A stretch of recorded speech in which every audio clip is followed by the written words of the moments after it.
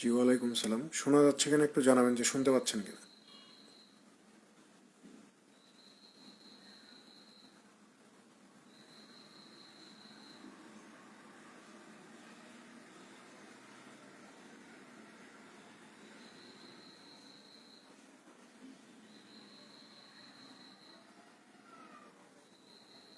ওকে,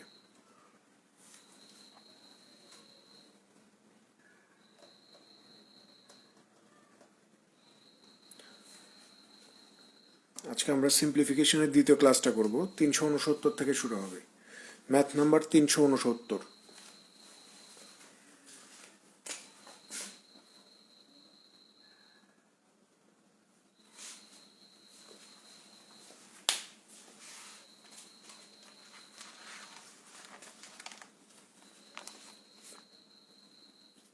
দেখেন 369 কি বলতেছে যে ইফ এ সাম অফ টাকা 275 is to be divided between Ram and Sham so that Ram gets 3/4 more of what Sham gets, then the share of Ram will be. বলতেছে যে 275 টাকা রাম এবং শ্যাম এই দুইজনের মধ্যে ভাগ করে দেয়া লাগবে। তো রাম পাবে হচ্ছে 3/4 more of what Shyam gets. Shyam যা পাবে তার চেয়ে 3/4 বেশি রাম পাবে। ঠিক আছে, বলতেছে যে শ্যাম যা পাবে তার 3/4 বেশি পাবে রাম। তো জিজ্ঞাসা করছে যে then the share of Ram will be, তাহলে রামের শেয়ারটা কত, অর্থাৎ রাম কত টাকা পাবে। খেয়াল করেন, আমি বারবারই বলে আসতেছি যে ফ্র্যাকশনটা ভালোভাবে বুঝতে হবে। এখানে রাম আর শ্যাম এই দুইজন মিলে হচ্ছে আপনার 275 টাকা পাবে। ঠিক আছে, আর এই যে বলছে যে 3/4 টাকা বেশি পাবে রাম, এই 3/4 মানে কি? এই 3/4 মানে বলা হচ্ছে যে শ্যাম যা পাচ্ছে তার চেয়ে 3/4, তার মানে শ্যাম যা পাবে সেই সংখ্যাটা হয় 4 হবে, না হলে 4-এর কোনো মাল্টিপল হবে। তো আমি এখানে অত কাহিনীতে না যে আমি ধরেই নিচ্ছি যে এখানে এই শ্যাম পাবে হচ্ছে আপনার 4 টাকা। শ্যাম পাবে কত টাকা? 4 টাকা। তাহলে রাম কত পাবে? এই 4 টাকা তো পাবেই, পাশাপাশি এই 4-এর আবার 3/4 বেশি। 4-এর 3/4 বেশি মানে হচ্ছে যোগ। তাহলে 4 আর 4 কেটে গেল, তাহলে 4 3-এ কত টাকা পাবে? এই যে 7 টাকা পাবে। তার মানে শ্যাম পাবে 4 টাকা আর রাম পাবে কত? 7 টাকা। তাহলে শ্যাম আর রাম দুইজন মিলে কত টাকা পায়? আপনি বলবেন যে এই 4 আর এই 7 টোটাল হচ্ছে 11 টাকা। তো আমাদের এখানে যেটা 11 টাকা, প্রশ্নে বলতেছে যে কত পাবে? 275 টাকা। তাহলে এক পার্ট সমান সমান কত হবে? আমরা জানি 11 275-এর ভিতরে যাবে হচ্ছে 25 বার। প্রশ্নে জিজ্ঞাসা করছে যে রাম কত টাকা পায়, তাহলে তো রাম তো পায় হচ্ছে 7 টাকা। তাহলে 7 25-এ কত হয়ে যাবে? 7 25-এ হয়ে যাবে 175 টাকা। এই 175 হচ্ছে এই প্রশ্নের সঠিক উত্তর।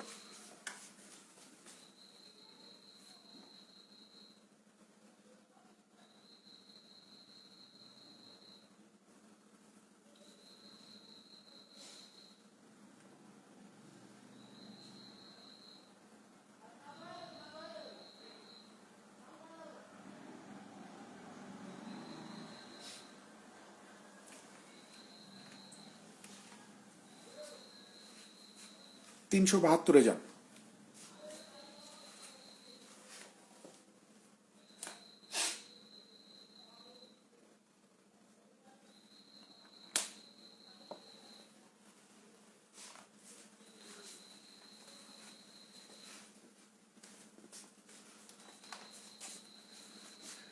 372-এ বলা হচ্ছে যে if each child is given 10 sweets, there are 3 sweets left over. বলতেছে যে প্রতিটা বাচ্চাকে যদি আপনি 10টা করে মিষ্টি দেন তাহলে 3টা মিষ্টি অবশিষ্ট থাকে। But if each is given 11, আর যদি 11টা করে মিষ্টি দেন, then the number of sweets is 4 less, তাহলে 4টা মিষ্টি কম পড়ে।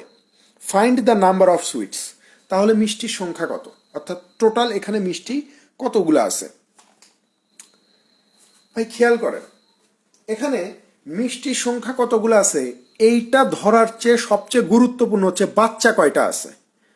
এখানে বাচ্চা কয়টা আছে এইটা ধরাটা সবচেয়ে সহজ। সো বাচ্চার সংখ্যাটা এই প্রশ্নে দেওয়া নেই যে কতগুলো বাচ্চা। সো আমি ধরেই নিচ্ছি যে এখানে বাচ্চা আছে ধরেন যে এক্স সংখ্যক। তো প্রশ্নে বলতেছে যে যদি প্রতিটা বাচ্চাকে আপনি 10টা করে মিষ্টি দেন, তাহলে একটা বাচ্চাকে যদি 10টা দেন, তাহলে এক্স সংখ্যক বাচ্চাকে আপনি কতগুলা দিবেন? 10x।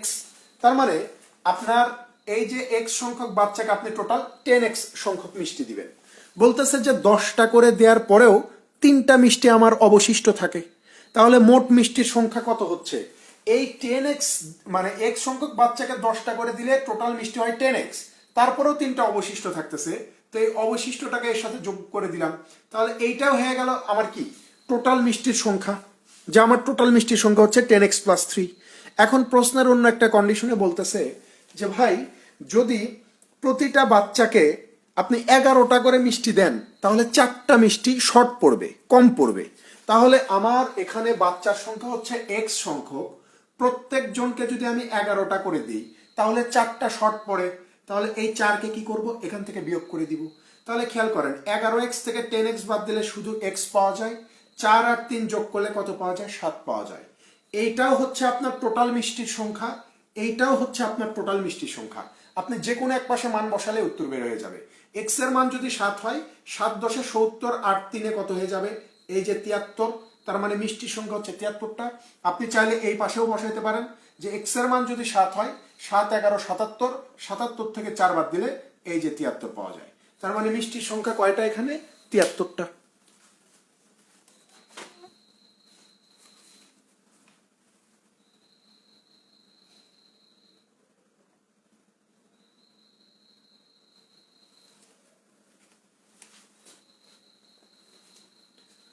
তিনশো 76-এ যান।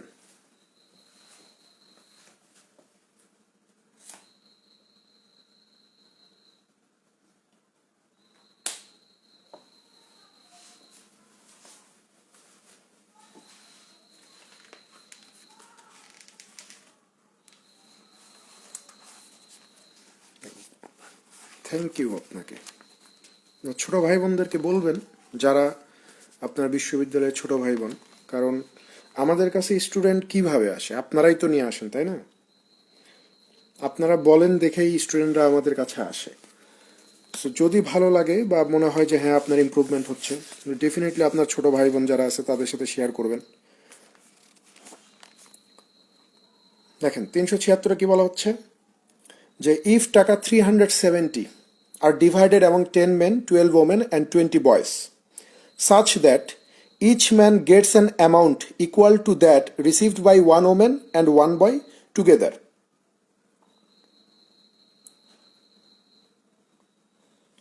তারপরে বলা হচ্ছে আচ্ছা ওকে ফাইন। আচ্ছা দেখেন, if টাকা 370 are divided among 10 men, 12 women and 20 boys such that each man gets an amount equal to that received by one woman and one boy together, and each woman gets twice the amount received by a boy, then the amount received by 10 men would be. খুব মজার একটা math. এখানে বলা হচ্ছে যে 370 টাকা 10 জন পুরুষ, 12 জন মহিলা আর 20 জন বালকের মধ্যে ভাগ করে দেওয়া লাগবে। তো বলতেছে যে প্রতিটা পুরুষ পাবে, একজন মহিলা আর একজন মানে বালক যা পাবে, একজন মহিলা এবং একজন বালক একত্রে যা পাবে, একজন পুরুষ ঠিক ততটুকুই পাবে। এরপরে আমাকে বলা হচ্ছে যে একজন মহিলা পাবে একজন বালক যা পায় তার দ্বিগুণ। এখন জিজ্ঞাসা করছে যে then the amount received by 10 men, তাহলে 10 জন পুরুষ কত টাকা পাবে? এখানে বিষয়গুলো একটু বোঝার চেষ্টা করেন। তিনটা জিনিসের উপর বেস করে প্রশ্ন দাঁড়ায় গেছে। এক, এই যে পুরুষ, মহিলা এবং বালক, এই তিনজন মিলে 370 টাকা পাবে। 2 নম্বরে বলা হচ্ছে যে একজন মহিলা এবং একজন বালক একত্রে যত টাকা পাবে, একজন পুরুষ ঠিক সমপরিমাণ টাকা পাবে। 3 নম্বর পয়েন্টে আপনাকে বলা হচ্ছে যে একজন মহিলা যা টাকা পাবে, একজন বালক যা টাকা পাবে, একজন মহিলা পাবে তার দ্বিগুণ টাকা। তো আমি ধরে নিচ্ছি যে একজন বালক যদি 1 টাকা পায়, তাহলে মহিলা কত পাবে? 1-এর দ্বিগুণ 2 টাকা। আমাদেরকে জিজ্ঞাসা করছে যে 10 জন পুরুষ তাহলে কত টাকা পাবে। এই 4টা তথ্যের উপর বেস করে প্রশ্ন তৈরি। খেয়াল করেন, সবচেয়ে গুরুত্বপূর্ণ বিষয় হচ্ছে এই 3 নাম্বার পয়েন্ট, যে এখানে বলছে যে একজন বালক যা টাকা পাবে একজন মহিলা পাবে তার দ্বিগুণ। তা আমি ধরে নিচ্ছি যে বালক যদি 1 টাকা পায়, মহিলা পাবে দ্বিগুণ 2 টাকা। আবার এখান থেকে আপনি এই 2টা সলভ করতে পারেন কিভাবে, যে ভাই আমি তো জানি বালক কয় টাকা পায়, তো বালক যদি 1 টাকা পায় আর মহিলা যদি 2 টাকা পায়, তাহলে 2 আর 1 যোগ হয়ে কত হয়ে যাবে? 3 হয়ে যাবে। তার মানে একজন পুরুষ কয় টাকা পাবে? 3 টাকা পাবে না? একজন পুরুষ কত টাকা পাবে? 3 টাকা পাবে, অবশ্যই 3 টাকা পাবে। এখন খেয়াল করে দেখেন, এই যে প্রশ্নের শুরুতে আপনাকে বলে দিছে এই যে 10 জন পুরুষ, এখানে একটা জিনিস ভুল লিখছি, যে 10 জন পুরুষ, তারপরে হচ্ছে আপনার 12 জন মহিলা, 12 জন মহিলা, আর একটা হচ্ছে আপনার 20 জন বালক, 20 জন বালক, এরা মিলে 370 পাবে। তো আমরা তো এই যে একজন পুরুষ কত টাকা পায়? 3 টাকা, এটা বের করলাম। একজন মহিলা পায় 2 টাকা, এটাও বের করলাম। একজন বালক পায় 1 টাকা, এটাও আমি বের করলাম। তাহলে খেয়াল করেন যে 10 জন পুরুষ তাহলে কত পাবে? আপনি বলবেন যে 10 ইন্টু 3 30 টাকা, এটা হচ্ছে পুরুষের টাকা। মহিলা কত পাবে? 12 জন মহিলা 2 টাকা করে পাইলে এই যে 24 টাকা পাবে। বালক হচ্ছে আপনার 20 জন 1 টাকা করে পাইলে কয় টাকা পাবে? 20 টাকা। তার মানে এই যে 10 জন পুরুষ, 12 জন মহিলা আর 20 জন বালক একত্রে কত টাকা পাবে? আপনি বলবেন 30, 54, 20-এ 74 টাকা পাবে। 74 টাকা পাবে। তো আমাদের বোর্ডে যেটা 74 টাকা বলতেছে, আমাদের বোর্ডে যেটাকে বলা হচ্ছে যে 74 টাকা, প্রশ্নে বলতেছে যে টাকার পরিমাণ কত? এই যে 370 টাকা। তার মানে 74 পার্ট যদি 370 হয়, 1 পার্ট কত হবে? আপনি বলবেন যে ভাই 1 পার্ট 5 টাকা। জিজ্ঞাসা করছে যে 10 জন পুরুষ কত টাকা পাবে, তো 10 জন পুরুষ পায় কত? এই যে 30 টাকা। তাহলে এই 30 সমান সমান কত হবে? এই যে 5 30-এ 150 টাকা। এই 150-ই হচ্ছে এই প্রশ্নের উত্তর।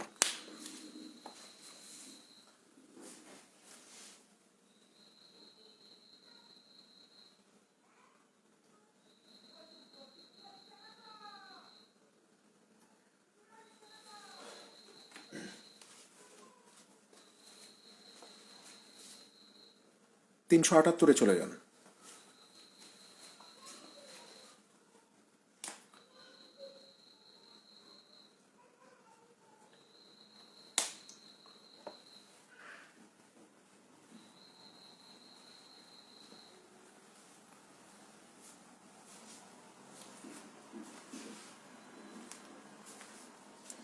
And 378-এ কি বলতেছে যে এ বোনাস অফ টাকা 1000 is to be divided among 3 people so that Rohit receives twice as much as Sachin, who receives 1/5 as much as Gagan. How much money should Gagan receive? বলা হচ্ছে যে 1000 টাকা 3 জনের মধ্যে ভাগ করে দেওয়া হবে। সেখানে রোহিত পাবে হচ্ছে সচিনের দ্বিগুণ, আবার সচিন পাবে গগনের 1/5। তাহলে গগন কত টাকা পাবে? এখানে গগনের অংশটা কত এটা জিজ্ঞাসা করছে, যে গগন কত টাকা পাবে। তো খেয়াল করে দেখেন, এখানে আমাদেরকে রোহিতের সাথে সচিনের তুলনা করা হচ্ছে। রোহিতের সাথে সচিনের তুলনা করা হচ্ছে, যে সচিন যা পাবে রোহিত পাবে তার দ্বিগুণ, ঠিক আছে। আবার সচিনের সাথে গগনের তুলনা করা হচ্ছে, যে গগন যা পাবে সচিন পাবে হচ্ছে তার 1/5। তার মানে গগন যদি 5 টাকা পায়, সচিন পাবে কত? 5-এর 1/5 অর্থাৎ 1 টাকা। তাহলে এখান থেকে আমরা রোহিত, সচিন এবং গগনের হিসাবটা বের করতে পারি। 5 একে 5, 2 একে 2, এইটা 5 গুণ, এটা যদি 1 গুণ হয় তাহলে এটাও 1 গুণ, তাই না? তো প্রশ্নে বলতেছে যে এই 3 জন মিলে পাবে কত টাকা? 1000 টাকা। 1000। এখানে 3 জন মিলে কত পাইছে? আপনি বলেন 5, 6, 8, 8 টাকা। তাহলে 8 পার্ট যদি 1000 হয়, জিজ্ঞাসা করছে যে ভাই গগন কত টাকা পাবে। তো গগন তো পায় হচ্ছে আমার এই 5 টাকা। তাহলে ইন্টু 5 ডিভাইডেড 8, 4 এখানে 250 বার, 4 এখানে 2 বার, 2 এখানে 125 বার, 500, 5 625 টাকা। তার মানে গগন কত টাকা পাবে ভাই? 625 টাকা পাবে। এটাই উত্তর।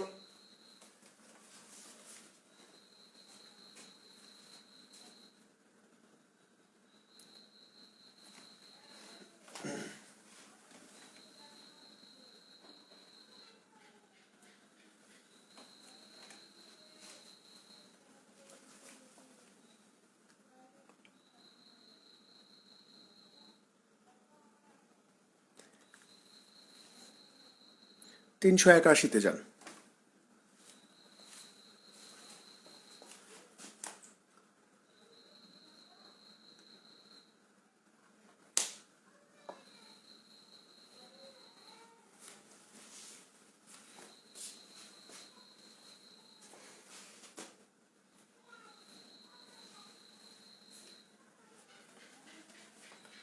দেখেন 381-তে বলা হচ্ছে যে আনন্দ, বিজয়, চেতন অ্যান্ড ধর্ম টুগেদার হ্যাভ টাকা 47। আনন্দ অ্যান্ড বিজয় টুগেদার হ্যাভ টাকা 27, চেতন অ্যান্ড আনন্দ হ্যাভ টাকা 25, অ্যান্ড ধর্ম অ্যান্ড আনন্দ হ্যাভ টাকা 23। How much money does Vijay have? আমার মানে অতটা ভালোভাবে মনে পড়তেছে না, তবে আমার মনে হচ্ছে যে এই সেম টাইপের একটা প্রশ্ন বিআইবিএম কোনো একটা বেসরকারি ব্যাংকে দিয়েছিল, বুঝছেন? এই 381 টাইপের, মানে মোটামুটি সেম এরকমেরই হইতে পারে, মানে আমার অতটা স্পষ্ট মনে নাই, তবে মনে হচ্ছে যে এরকম এই টাইপের প্রশ্ন আমি সলভ করাই দিছি আমি কোন একটা ক্লাসে। এখানে খেয়াল করে দেখেন, এখানে 4জন মানুষ আছে ভাই, আনন্দ, বিজয়, চেতন আর একটাকে ধর্ম। এদের 4জনের কাছে টোটাল আছে কত টাকা? 47 টাকা আছে। এদের 4জনের কাছে কত টাকা আছে? 47 টাকা আছে। এখন আমাদেরকে পরে আবার শর্ত দিচ্ছে যে আনন্দ আর বিজয় এই 2জনের কাছে আছে 27 টাকা। তাহলে খেয়াল করে দেখেন, আনন্দ আর বিজয় এই 2জনের কাছে আছে 27 টাকা। তারপরে বলতেছে যে চেতন আর আনন্দ, আনন্দ আর চেতনের কাছে আছে হচ্ছে আপনার 25 টাকা, 25 টাকা। এরপরে বলতেছে যে ধর্ম এবং আনন্দের কাছে আছে 23 টাকা। আনন্দ এবং ধর্মর কাছে আছে কত? 23 টাকা। তো আমাদেরকে এখানে জিজ্ঞাসা করছে যে বিজয়ের কাছে কত টাকা আছে, বিজয় কত টাকা পাবে, অর্থাৎ বির টাকার পরিমাণটা কত, এটা জিজ্ঞাসা করছে। তবে আমি যদি সবগুলাকে এখানে যোগ করে দিই তাহলে কি অবস্থা হবে একটু খেয়াল করেন। 3টা এ আছে, তার মানে 3a plus B plus C plus D equal to কত? 3 বিশে 60, 63, 5 68, সাথে 75 টাকা, তাই না? তাহলে এইটা একটা, আর এই যে শুরুতে আমরা লিখে রাখছি যে 4জনের কাছে 47 টাকা আছে, তার মানে এই যে এ বি সি ডি এই 4জনের কাছে আছে কত? 47 টাকা। এখন আমরা যদি বিয়োগ করে দিই তাহলে ডি ডি কেটে যাবে, সি সি কেটে যাবে, বি বি কেটে যাবে, 3a থেকে এ বাদ দিলে 2a পাওয়া যায়। আর এখানে কত? 8, 5, 2, 28 টাকা। তাহলে এ সমান সমান কত পাওয়া যাবে?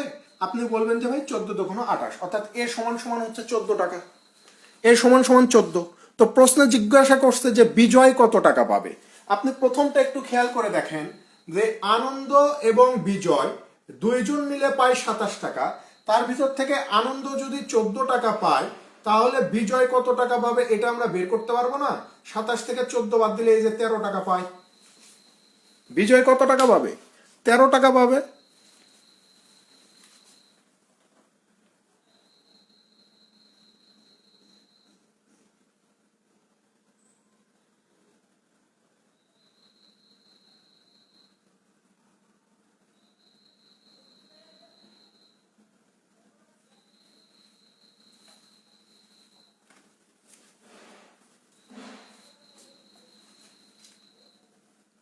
তিনশো চুরাশিতে চলে যান, 384।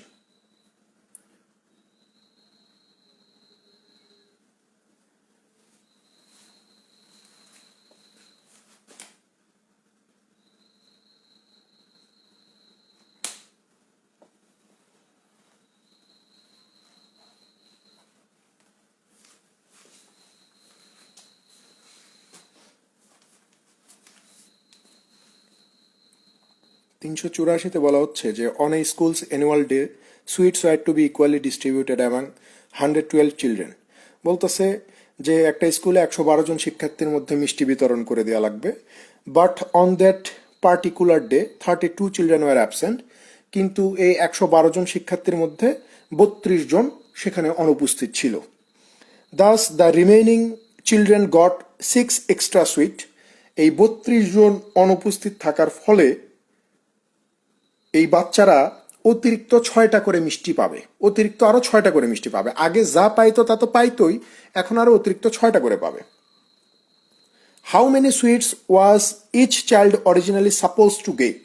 তাহলে বাচ্চারা প্রকৃত পক্ষেই কতগুলো করে মিষ্টি পাইতো, অর্থাৎ ধরে নেন যদি 112 জনে উপস্থিত থাকতো তাহলে প্রতিটা বাচ্চা কতগুলো করে মিষ্টি পাইতো এটা জিজ্ঞাসা করছে। কিন্তু আনফর্চুনেটলি ওই দিন 32 জন বাচ্চা অনুপস্থিত ছিল।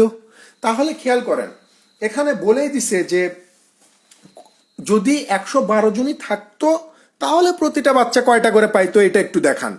তাহলে খেয়াল করেন আমি ধরেই নিচ্ছি ভাই যে প্রতিটা বাচ্চা এ সংখ্যক মিষ্টি পায়।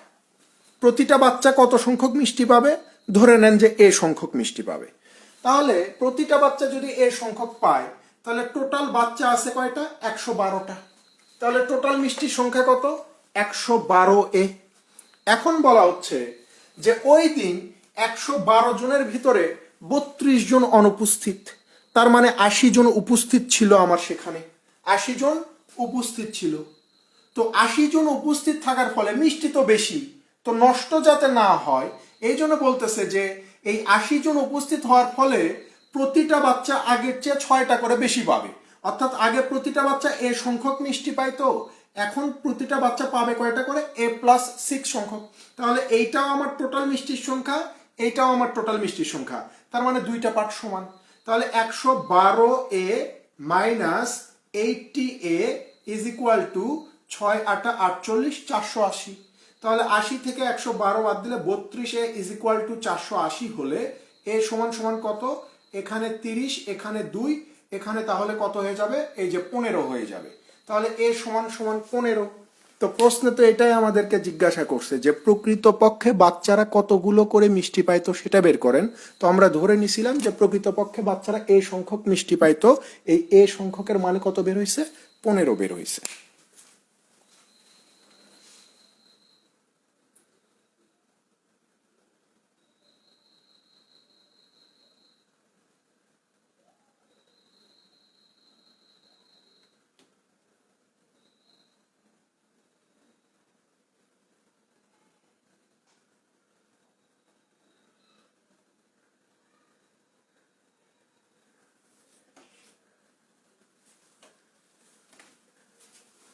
তিনশো 86-তে যান।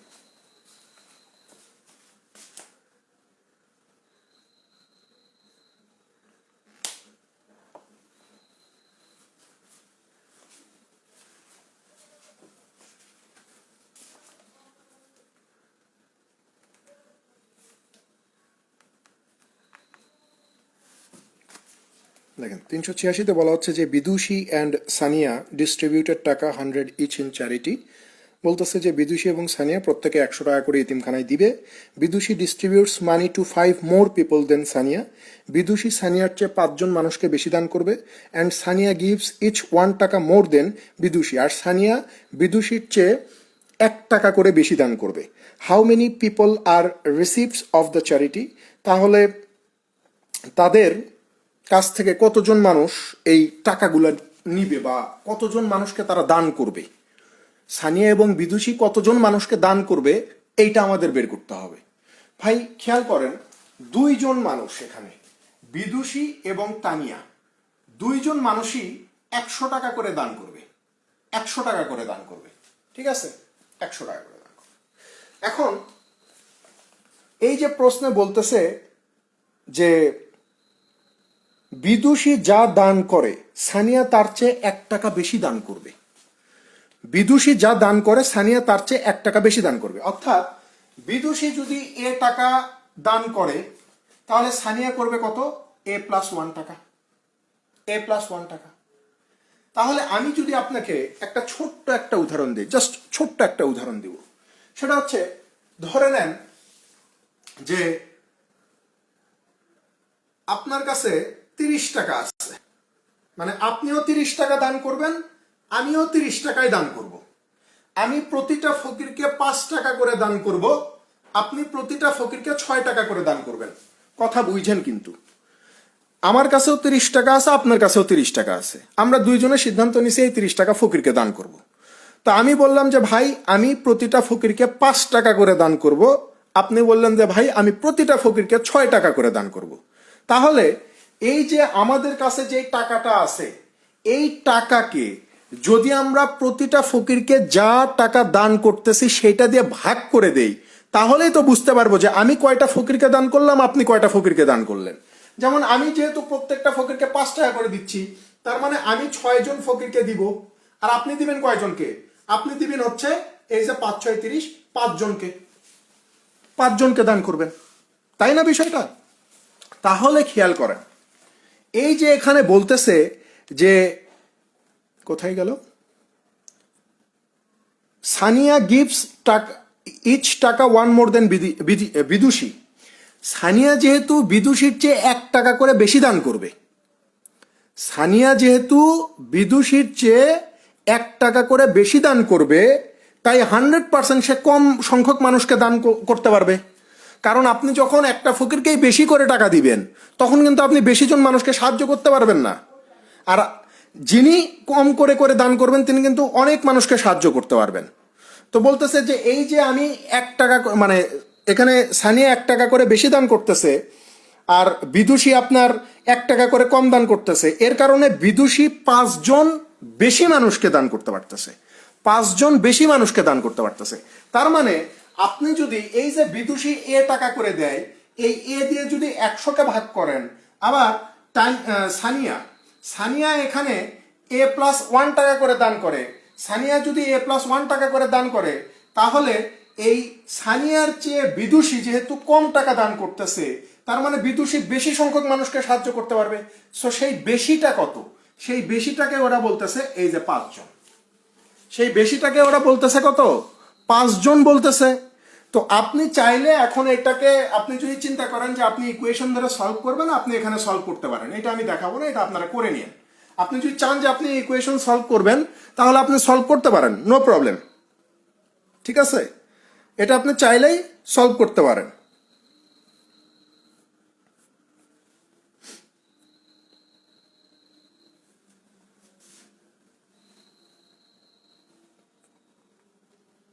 আপনি চাইলে, আপনি যদি চিন্তা করেন যে আপনি পরীক্ষার হলে বসে থেকে এটা সলভ করেন, আপনি সলভ করবেন। বাট এই ধরনের প্রশ্ন সাধারণত এমসিকিউতে আসলে আমরা চেষ্টা করি, বা কি বলে, মানে আমরা স্টুডেন্টদেরকে সাজেস্ট করি যে আপনি অপশনের দিকে তাকাবেন। অপশনের দিকে তাকালে আপনি একটা আইডিয়া পাবেন যে কত হবে বা কোন সংখ্যা হবে, কি অবস্থা, কি ধরতে হবে, এটা আপনি বুঝতে পারবেন। যেমন আমি যদি এদের দিকে একটু মনোযোগ দিয়ে তাকাই, সংখ্যাগুলোর দিকে যদি আমি একটু মনোযোগ দেই, যেহেতু আমি প্রতিটা ফকিরকে টাকা দান করতেছি, আর পার্থক্য আমার 5 হবে আলটিমেটলি মানুষের সংখ্যায়। তো এখানে যদি আমি 4 ধরি, আর এখানে 1 টাকা বেশি, অর্থাৎ আমি যদি 5 টাকা ধরি, তাহলে এখানে হয়ে যাবে কত? 25, এখানে হয়ে যাবে কত? 20। তাহলে 25 আর 20-এর পার্থক্য তো আমার 5ই হয়। তো জিজ্ঞাসা করছে যে টোটাল কতজন মানুষকে দান করি, তাহলে এই যে করে 25 জনকে, করে হচ্ছে 20 জনকে, তাহলে টোটাল কতজন মানুষকে দান করলাম ভাই? 45 জন মানুষকে দান করলাম না? 45 জন মানুষকে দান করলাম, তার মানে 45 উত্তর হবে। সো এই ধরনের অনেক সিচুয়েশনে আপনি পাবেন পরীক্ষায়, এই ধরনের প্রশ্নগুলো দেয়। এখানে আমি আবারও বলতেছি যে আপনি যখন এই ইকুয়েশন দ্বারা সলভ করতে যাবেন, তখন 1.5 থেকে 2 মিনিট টাইম লাগবে। আপনার এই কাজগুলো করবেন না। এই ধরনের সিচুয়েশন আসলে আপনি প্রথম কাজ হচ্ছে আপনি অপশনের দিকে তাকাবেন এবং সংখ্যাগুলো নিয়ে একটু কাজ করবেন, বেশি না। 20 থেকে 25 সেকেন্ড ভাবলে আপনি বুঝতে পারবেন যে উত্তর কোনটা হবে বা কোন সংখ্যা হবে, কারণ ছোট ছোট সংখ্যা, এখানে 5 গ্যাপ করা কোনো বিষয়ই না, ঠিক আছে? সো হয় আপনি এইভাবে সলভ করবেন যদি আপনার হাতে সময় থাকে, ইকুয়েশন সলভ করবেন, না হলে আপনি অপশনের দিকে তাকে একটা আন্দাজ করে নেবেন যে কি হইতে পারে। উত্তর হচ্ছে 45।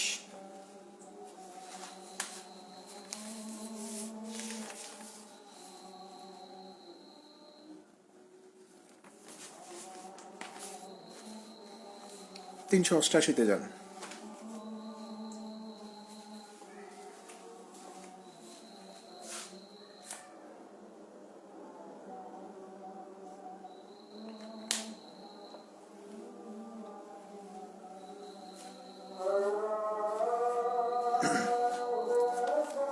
দেখেন 388-তে কি বলতেছে যে there are some boys and girls in a room, বলতেছে যে একটা রুমের মধ্যে কিছু বালক আর বালিকা আছে। The square of the number of girls is less than the square of the number of boys by 28। বলতেছে যে বালকদের সংখ্যার বর্গে বালকদের সংখ্যার বর্গ এবং বালিকাদের সংখ্যার বর্গের পার্থক্য যদি 28 হয়, if there were 2 more girls the number of boys would have been the same as that of the girls. আর বালিকাদের সংখ্যা যদি 2 জন বেশি হয় তাহলে তাদের সংখ্যা বালকদের সমান হয়ে যায়। The total number of boys and girls in the room is, তাহলে ওই রোমের ভিতরে কতজন, মোট কতজন বালক বালিকা আছে, ওই রোমের মধ্যে মোট কতজন বালক বালিকা আছে। কথা বুঝছেন? প্রথমে আমি ইকুয়েশন পর্যন্ত আমি নিয়ে যাব, তারপরে ওটা সলভ করবেন। আর আমি মূলত দেখাবো অপশন টেস্টটা। খেয়াল করে দেখেন, এখানে আপনাকে যেই তথ্যটা দিছে যে বালক বালিকা কতজন আছে এটা আপনি জানেন না, কিন্তু একটা ক্লু দিছে যে বালিকার সংখ্যা যদি 2 জন বেশি হয় তাহলে বালকদের সংখ্যা সমান হয়ে যাবে। তাহলে আমি ধরে নিচ্ছি ভাই, আমি ধরে নিচ্ছি যে এখানে বালকদের সংখ্যা হচ্ছে এ, বালকদের সংখ্যা এ সংখ্যক। তাহলে বালিকাদের সংখ্যা কত? বালিকাদের সংখ্যা কত? আপনি বলবেন যে বালকদের চেয়ে 2 কম হবে, বালকদের চেয়ে 2 কম হবে, কারণ প্রশ্নে বলেই দিছে যে বালিকার সংখ্যা যদি 2 জন বেশি হইতো তাহলে বালকদের সংখ্যার সমান হইতো। তার মানে কি বালিকাদের সংখ্যা বালকদের চেয়ে 2 জন কম, তার মানে বালিকাদের সংখ্যা কত হবে? এই যে a-2 হবে। তো প্রশ্নে আপনাকে বলতেছে যেহেতু বালকদের সংখ্যা বেশি তো এটাকে বর্গ করলে আমি বেশিই পাবো। তো প্রশ্নে বলা হচ্ছে এই যে বালকদের সংখ্যাকে যদি আপনি বর্গ করেন আবার বালিকাদের সংখ্যাকেও যদি আপনি বর্গ করেন তাহলে এই দুইটার পার্থক্য হবে কত? এই যে 28 হবে। এই দুইটার পার্থক্য কত হবে? 28 হবে। আপনি যদি অপশনটা মানে ইকুয়েশন সলভ করতে চান তাহলে এটা সলভ করলে আপনি উত্তর পেয়ে যাবেন, এটা সলভ করলে উত্তর পেয়ে যাবেন। আর এটা সবাই সলভ করতে পারবেন, এটা আমি জানি, ঠিক আছে? তো এটা হচ্ছে আপনার ইকুয়েশন সলভ করে। আর পরীক্ষার হলের অ্যাপ্রোচটা হবে এরকম, দেখেন অপশনে আপনাকে বলে দেওয়া আছে যে 7, 10, 14, 56, যে টোটাল মানে বালক বালিকার সংখ্যা কত, টোটাল বালক বালিকার সংখ্যা যেহেতু জানতে চাইছে। সো আপনি যদি চিন্তা করেন যে ভাই অপশন এর 7 জনই হচ্ছে আমার টোটাল বালক বালিকার সংখ্যা, অপশনের 7 জনই হচ্ছে আমার টোটাল বালক বালিকার সংখ্যা, তাহলে খুব সহজ হিসাব, খুব সহজ হিসাব যে এই যে এখানে বয়েজ প্লাস গার্লস, অর্থাৎ অপশনে আপনি যতগুলা দেখতে পাচ্ছেন এই সবগুলা সংখ্যা হচ্ছে বালক বালিকার সংখ্যার কি সমষ্টি। আর আমরা কিন্তু প্রশ্ন পড়ে জানতে পারছি যে ভাই বালক আর বালিকা এই দুইটার পার্থক্য কত? 2 জন। বালক আর বালিকাদের সংখ্যার পার্থক্য কত? 2। তাহলে বালকের সংখ্যা যেহেতু বেশি তাহলে আপনি এই 7 জনের মধ্যে বালক কত আর বালিকা কত এটা বের করতে পারবেন না। 7 2 যদি 9 হয়, আমরা যেহেতু বালক বড়, বড়টা যখন বের করব 7 + 2 ভাগ 2 করব, কিন্তু 9 কে তো আমি ভাই 2 দিয়ে ভাগ করতে পারি না। তো অপশনে প্রথমে আমার কাটা, অপশনে প্রথমে কাটা, অপশনে হবে না। এবার আসেন অপশন বি, বালক বালিকার সংখ্যার সমষ্টি যদি 10 হয় আর পার্থক্য যদি 2 হয় তাহলে বালকের সংখ্যা কত?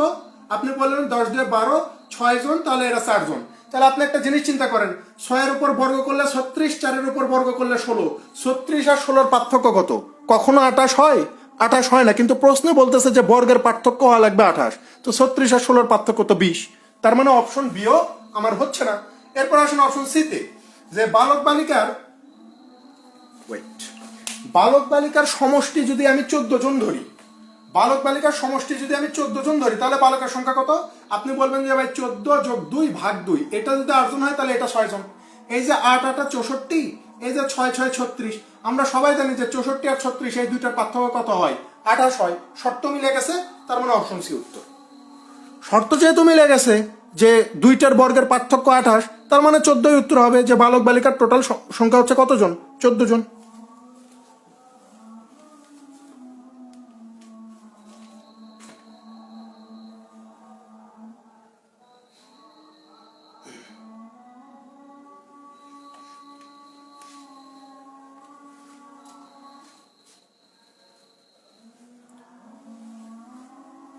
চারশো 10-এ যান।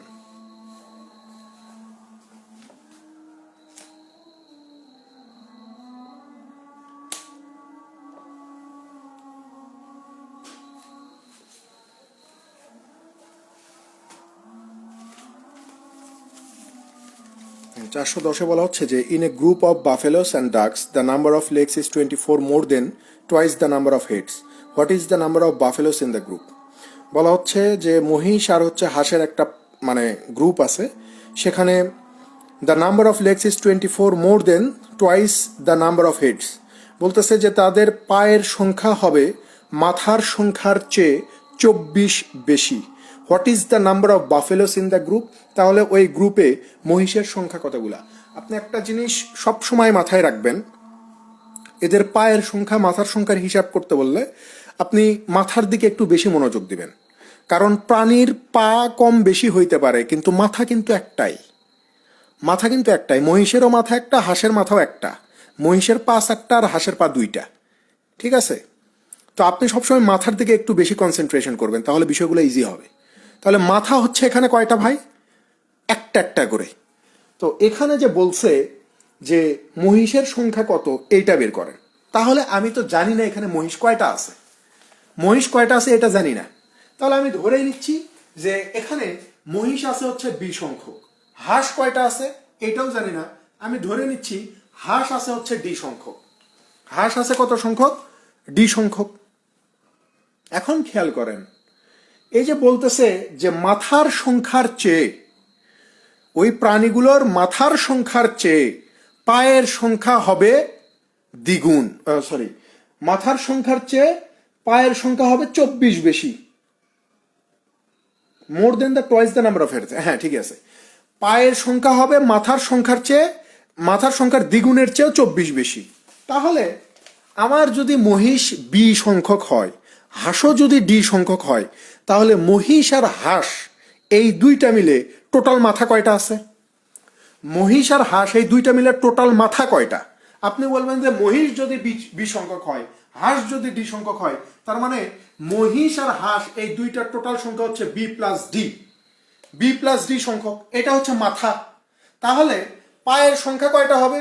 মহিষের পা হচ্ছে 4টা করে, তাহলে একটা মহিষের 4টা পা, তার টোটাল পা কয়টা? 4b। আর হাঁসের কয়টা পা? 2টা। হাঁসের সংখ্যা হচ্ছে ডি সংখ্যক। হাঁসের সংখ্যা কত? ডি সংখ্যক। তাহলে একটা হাঁসের যদি 2টা পা থাকে, তাহলে ডি সংখ্যক হাঁসের কয়টা পা? এই যে 2d। 2d। তাহলে খেয়াল করেন, এখানে বলতেছে যে মাথার সংখ্যা, মাথার সংখ্যার দ্বিগুণ, দ্বিগুণের চেয়ে পায়ের সংখ্যা হবে কতগুলা বেশি? 24টা বেশি। তাহলে খেয়াল করেন, মাথার সংখ্যা হচ্ছে এটা, আর মহিষ আর হাঁসের টোটাল পায়ের সংখ্যা কোনটা? দেখেন আমি আরেকটু ক্লিয়ার করি, এইটা হচ্ছে আপনার মাথা, এইটা হচ্ছে আপনার পা, ঠিক আছে? তো প্রশ্ন যেহেতু বলতেছে যে এদের মাথার সংখ্যার দ্বিগুণের চেয়েও পায়ের সংখ্যা 24 বেশি, তাহলে পায়ের সংখ্যা যেহেতু বেশি, তাই আমি ওই দ্বিগুণটাকেই মাথার সংখ্যার সাথে গুণ করে দিছি। আর এই মাথার সংখ্যা আর পায়ের সংখ্যার পার্থক্য কত বলছে? 24 বলছে। 24। তো যেহেতু আমার পায়ের সংখ্যা বেশি, তাই আমি এইটাকে আগে লিখব, যে এই যে 4b প্লাস 2d, এটা হচ্ছে পা বিয়োগ মাথা কয়টা? এই যে 2 ইন্টু বি প্লাস ডি। এই পা আর মাথা এই দুটার পার্থক্য কত? এই যে 24। এখন ক্যালকুলেশন করেন, এই যে 4b plus 2d minus 2b minus 2d is equal to 24। তাহলে এখানে কত হবে? 2d কেটে যাবে, 4 থেকে 2 বাদ দিলে এই যে 2b ইজ ইকুয়াল টু 24, তাহলে b ইজ ইকুয়াল টু কত? 12। তার মানে মহিষের সংখ্যা কয়টা আছে ভাই? 12টা আছে। বোঝা গেছে বিষয়টা?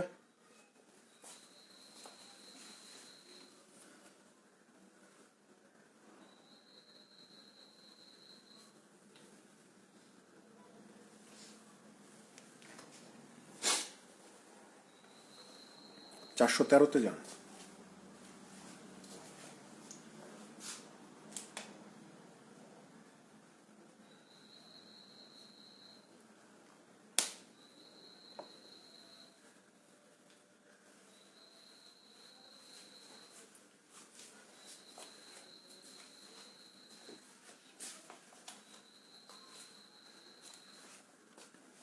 হ্যাঁ এটা আসছিল বিআইবিএম।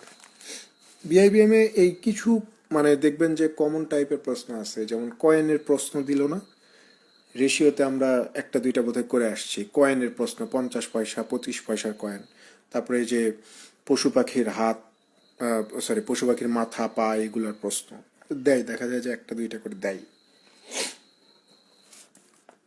413-তে বলা হচ্ছে যে a certain number of horses and an equal number of men are going somewhere. বলতেছে যে কোন একটা জায়গায় যত সংখ্যক মানুষ যাচ্ছিল ঠিক তত সংখ্যক ঘোড়াও যাচ্ছিল। Half of the owners are on their horses back while the remaining ones are walking along leading their horse's.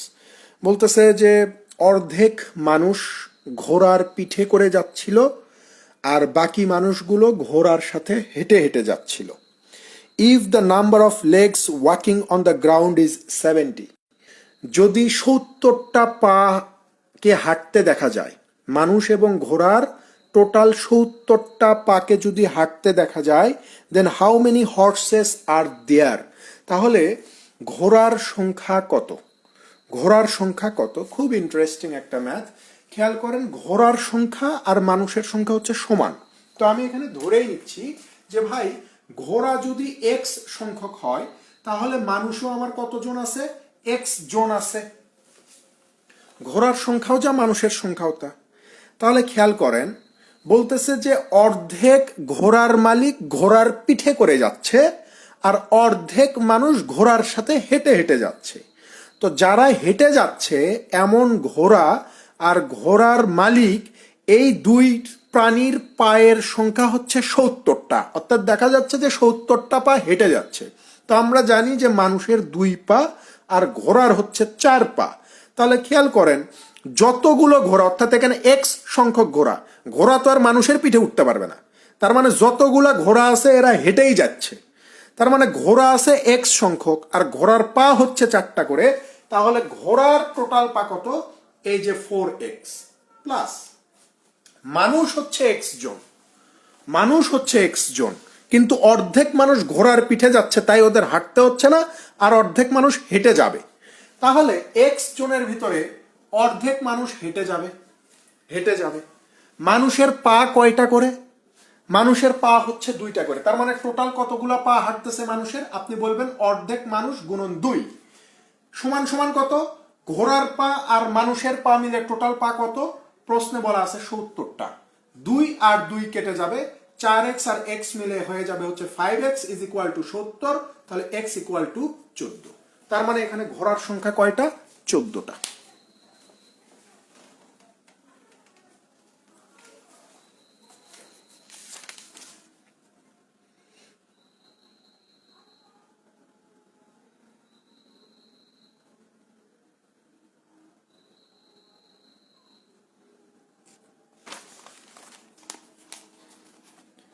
চারশো 35-এ যান।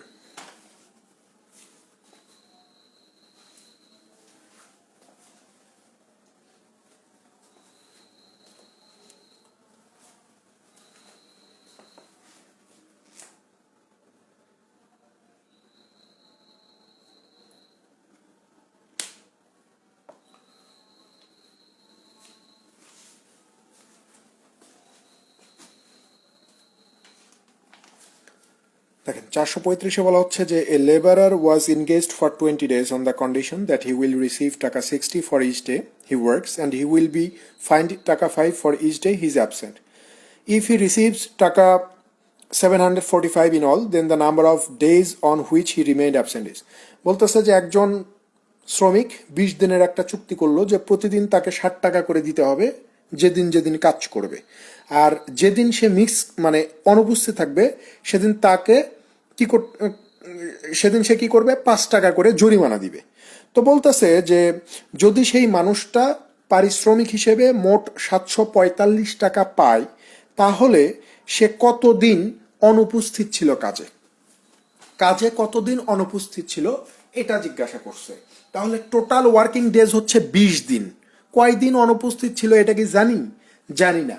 তাহলে ধরেই নেন যে এখানে সে অনুপস্থিত ছিল, ধরে নেন যে এ সংখ্যক দিন, এ সংখ্যক দিন। তাহলে উপস্থিত ছিল কতদিন? অনুপস্থিত ছিল এ দিন। তাহলে উপস্থিত ছিল কয়দিন? তাহলে বলবেন যে ভাই এই যে টোটাল কাজ তো 20 দিনের, 20 থেকে এই অনুপস্থিত দিনের সংখ্যাকে বাদ দিয়ে দেন, তাহলে বুঝতে পারবেন ও কতদিন কাজে করছে বা কাজে উপস্থিত ছিল। তো এই যে প্রশ্নে বলে দিছে যে সে যতদিন উপস্থিত থাকবে সে কয়েকদিনে 60 টাকা করে পাবে, আর উপস্থিত না থাকলে 5 টাকা করে জরিমানা হবে। তাহলে দেখেন তাহলে এই যে 20 মাইনাস এ সংখ্যক দিন যেহেতু সে উপস্থিত ছিল তাই এইটার জন্য 60 টাকা পাবে, আর এই যে এ সংখ্যক দিন অনুপস্থিত ছিল তাই এইটার জন্য তাকে 5 টাকা ফাইন করা হবে। তাহলে খেয়াল করেন, আপনি ধরেন কথার কথা আপনি 100 টাকা ইনকাম করতেছেন, 5 টাকা ফাইন হচ্ছে, তাহলে আপনি বাসায় নিয়ে যাচ্ছেন কত? 95 টাকা না? অর্থাৎ আপনি যা ইনকাম করতেছেন সেখান থেকে আপনার 5 টাকা ফাইন করে দিচ্ছে। তাহলে 100 থেকে 5 টাকা দিয়ে 95 টাকা নিয়ে আপনি বাসায় যাচ্ছেন। এখানেও সেম একই কাজ, যে আপনি এতদিন কাজ করে 60 টাকা করে পাবেন, তার মানে টোটাল এত টাকা, আবার জরিমানাও দিচ্ছেন এত, তার মানে আপনার টোটাল ইনকাম থেকে যখন জরিমানার পরিমাণটাকে আমি বাদ দিব তখন আপনার ওই যে টোটাল ইনকাম যে 745 সেটা পাবো। তাহলে টোটাল ইনকাম কত বলছে ওরা? এই যে 745 বলছে। ক্যালকুলেশন করেন, 60 হয়ে যাবে 1200 minus 60A minus 5A is equal to 745। 60 আর 5 হচ্ছে আপনার 65A, 1200 থেকে 75 বাদ দিলে কত পাওয়া যায়? 1125 পাওয়া যায়। তাহলে এ সমান সমান কত হবে? 13 দিয়ে দেন, 8 13 হচ্ছে 104, 8 13 104, 5 দিয়ে দেন, 5 13 65, 5 22 110, 5 5 25। এখানে কোথাও ভুল হচ্ছে নাকি? 13 কে 13, 9 5, এখানে কোথাও ভুল করছি? 1100 দেখেন তো কোথাও ভুল করছি কিনা। 60 20 তো 1200 হয়, তাহলে 60A। Okay fine. ও হো হো হো, দেখছেন এখানে ভুল করছি, 745 লিখছি, তাই তো বলি এখানে তো ভুল হচ্ছে। 745, ঠিক আছে, ওয়েট, 745 লিখছি 75। দেখেন এবার হয়ে যাবে 65A, তাহলে 1200 থেকে আমরা 745 বিয়োগ করে দিব, তাহলে 65A সমান সমান কত? খেয়াল করেন, আমরা যদি আমাদের এই 1200 থেকে যদি 745কে বিয়োগ করে দিই তাহলে 455 পাবো, 455 পাবো। তাহলে এবার কত হবে? এই 455কে যদি আমরা 65 দিয়ে ভাগ করে দেই তাহলে আমরা পাবো হচ্ছে 7 দিন। এই 7 দিন হবে এই প্রশ্নের সঠিক উত্তর, যে সে মূলত 7 দিন কাজে অনুপস্থিত ছিল।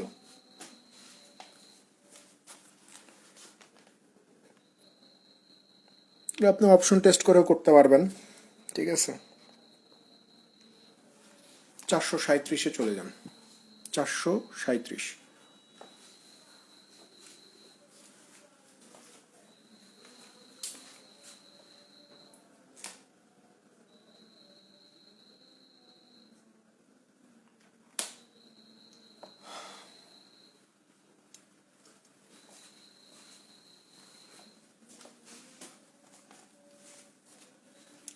দেখেন 437-এ বলা হচ্ছে যে M men agree to purchase a gift for টাকা D, if 3 men drop out, how much more will each have to contribute towards the purchase of the gift?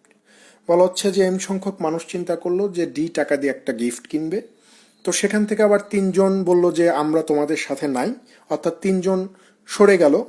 এখন তাহলে ওই ডি টাকার গিফট কিনতে এই প্রত্যেককে কত টাকা করে বেশি দিতে হবে? ভাই এইরকম হয় না যে ধরেন আপনারা একটা প্ল্যানিং করছেন বন্ধু বান্ধব মিলে যে কোথাও ঘুরতে যাবেন, তো যাওয়ার আগের দিন হয়তো আপনার 3 বন্ধু আপনাকে ধাম করে বলে দেয় যে আমরা যাইতে পারবো না। তো তখন আপনার কি হয়, যে আপনি যাওয়ার জন্য একটা গাড়ি ঠিক করছেন 10,000 টাকা দিয়ে, তো আপনার ওই 3 বন্ধু গেলেও আপনাকে ওই গাড়িকে 10,000 টাকা দিতে হবে, না গেলেও আপনার গাড়িকে 10,000 টাকা দিতে হবে। তার মানে কি, আপনার মানে যারা যাচ্ছেন তাদের খরচটা ইনক্রিজ হবে না? এখানে অবশ্যই খরচটা বৃদ্ধি হবে। তো এখানেও সেম কথা বলা হচ্ছে যে এম সংখ্যক মানুষ ডি টাকা দিয়ে একটা উপহার কিনবে, তো সেখান থেকে ওই এম সংখ্যক মানুষের মধ্যে থেকে 3 জন বলতেছে যে আমরা দিব না উপহার, আমরা আর তোমাদের সাথে নাই। তাহলে এখন যারা থাকলো তাদেরকে কত টাকা বেশি পে করতে হবে এটাই জিজ্ঞাসা করছে। তাহলে খেয়াল করেন, তাহলে এই যে ডি টাকা হচ্ছে উপহারের দাম, আগে যখন এম সংখ্যক মানুষ থাকতো তখন এত টাকা করে প্রতিজনের দিতে হইতো, এখন ওই উপহারের দাম ডি টাকাই আছে, শুধু মানুষের সংখ্যা কি হয়েছে, এই যে 3 জন কমে গেছে, এইটা ক্যালকুলেশন করতে হবে। তাহলে M into M minus three, তাহলে এখানে DM minus three D, DM কেটে যাবে, তাহলে উপরে কত থাকবে থ্রি ডি, নিচে হচ্ছে M square minus three M. তার মানে এই যে এত টাকা বাদ বাকি মানুষজনদেরকে বেশি দিতে হবে।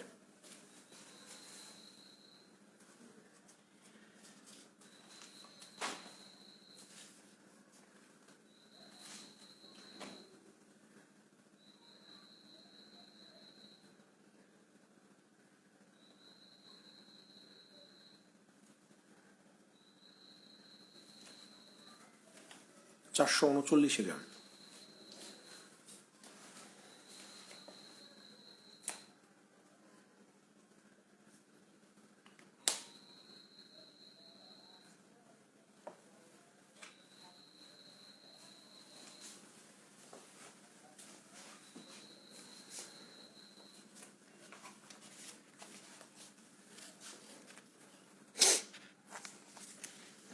দেখেন 439-এ বলা হচ্ছে যে each boy contributed rupees equal to the number of girls and each girl contributed rupees equal to the number of boys in a class of 60 students.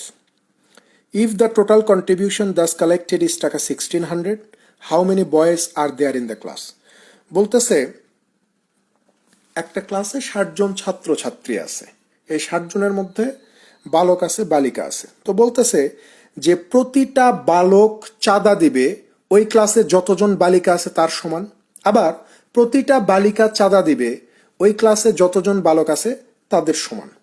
তো বলতেছে যে তাহলে তারা বালক বালিকা মিলে টোটাল যদি 1600 টাকা চাঁদা দেয়, how many boys are there in the class, তাহলে ওই ক্লাসে বালকের সংখ্যা কত? অর্থাৎ ধরে নেন, জাস্ট প্রশ্ন বোঝানোর জন্য বলতেছি, ধরে নেন যে ওই ক্লাসে 20 জন বালক আছে আর বালিকা আছে ধরে নেন 15 জন। 20 জন বালক আছে আর 15 জন বালিকা আছে। তো প্রতিটা বালক চাঁদা দিবে কত? বালিকার সংখ্যা যা তত। অর্থাৎ এখানে বালকের সংখ্যা হচ্ছে 20 জন, তার মানে প্রতিটা বালক চাঁদা দিবে হচ্ছে আপনার এই 15 টাকা করে। অর্থাৎ বালিকার সংখ্যা যত ঠিক তত পরিমাণ টাকা দিবে। এটা হচ্ছে বালকদের চাঁদার পরিমাণ। আবার বালিকাদের কথাও বলা হচ্ছে যে সেম, যে বালিকা আছে 15 জন, প্রতিটা বালিকা চাঁদা দিবে হচ্ছে বালকদের সংখ্যার সমান পরিমাণ টাকা। তাহলে বালিকা হচ্ছে 15 জন, চাঁদা দিবে কত? এই যে বালক যতজন ঠিক তত টাকা করে তারা চাঁদা দিবে। এইভাবে বালক আর বালিকা দুইজন মিলে কত চাঁদা উঠবে? 1600 টাকা উঠবে। এখন আমাদেরকে জিজ্ঞাসা করছে যে বালকের সংখ্যা কয়জন, এটা তুমি বের করে দেখাও। ঠিক আছে, তো এখানে খেয়াল করেন এই প্রশ্নে আমার টোটাল নাম্বার অফ স্টুডেন্টস দেওয়া আছে, যে টোটাল নাম্বার অফ স্টুডেন্টস হচ্ছে আমার কত দেওয়া আছে? 60 জন দেওয়া আছে, 60 জন দেওয়া আছে। তাহলে আমি ধরে নিচ্ছি ভাই যে এই 60 জনের মধ্যে বালকের সংখ্যা হচ্ছে আপনার x জন আর বালিকার সংখ্যা হচ্ছে এই 60 থেকে বালক বাদ দিলে যা থাকে সেটা হচ্ছে আমার বালিকার সংখ্যা। ঠিক আছে, এখন আমরা এখন কি করব? ওই যে যেটা বুঝাইলাম যে যদি বালকদের চাঁদার পরিমাণ আমি বের করতে চাই, তাহলে এই যে বালকদের এই এক্স এর সাথে আমাকে এই 60 মাইনাস এক্স কে কি করতে হবে? গুণ করতে হবে। তাহলে এটা বালকদের চাঁদা। এবার যদি আপনি বালিকাদের চাঁদা বের করতে চান, তাহলে এই যে বালিকাদের সংখ্যা হচ্ছে 60 মাইনাস এক্স, এইটার সাথে বালকদের সংখ্যা যা এইটাকে গুণ করতে হবে। গুণ করে কি হবে? এখানে টোটাল এই যে বালকদের চাঁদা আর বালিকাদের চাঁদা মিলে কত হয়ে যাবে? এই যে 1600 টাকা হয়ে যাবে। কত হয়ে যাবে ভাই? 1600 টাকা হয়ে যাবে। এখন আপনি যদি এটা ক্যালকুলেশন করেন তাহলে কত হবে? 60x minus x square plus 60x minus x square is equal to 1600, তাই না? তাহলে 60 60 120x minus 2x square equal to 1600, 2 দিয়ে ভাগ করে দিলে 60x minus x square is equal to 800। তাহলে আমরা লিখতে পারি যে x square minus 60x minus 60x plus 800 is equal to 0। So এখান থেকে আমরা এইরকম কিছু একটা ভ্যালু পাবো যে x মাইনাস 20 আর হচ্ছে x minus 40 is equal to 800। ঠিক আছে, এটা ক্যালকুলেশন করলে আমরা এক্স মাইনাস 20 আর এক্স মাইনাস 40 পাবো। তার মানে এক্স এর দুইটা ভ্যালু আমরা এখানে পাচ্ছি, একটা হচ্ছে এক্স সমান সমান 20 হবে, আর একটা হচ্ছে এক্স সমান সমান 40 হবে। কিন্তু এইরকম হওয়ার কথা না, এরকম হইতেই পারে না কখনো, ঠিক আছে, এরকম হইতেই পারে না। এইটা সলভ করলে আমরা এক্স মাইনাস 20 আর হচ্ছে এক্স মাইনাস 40 পাবো, এখানে শূন্য হবে, হ্যাঁ 800 না, x minus 20 into x minus 40 পাবো। তো এখান থেকে তো আমাকে বালকের সংখ্যা বের করতে হবে, অর্থাৎ এক্স এর ভ্যালু বের করতে হবে। তো এক্স এর তো দুইটা ভ্যালু কখনো বের হওয়া পসিবল না, একটা ভ্যালু বের হবে এক্স এর, কিন্তু এখানে ভ্যালু বের হচ্ছে কয়টা, এক্স এর দুইটা ভ্যালু বের হচ্ছে। তাই এখানে উত্তরটা আমরা দিব অপশন ডির, যে ডাটা ইনঅ্যাডিকুয়েট, এখানে পর্যাপ্ত ডাটা নাই, ঠিক আছে, কারণ এক্স এর এখানে একটা ভ্যালুই বের হবে, দুইটা না।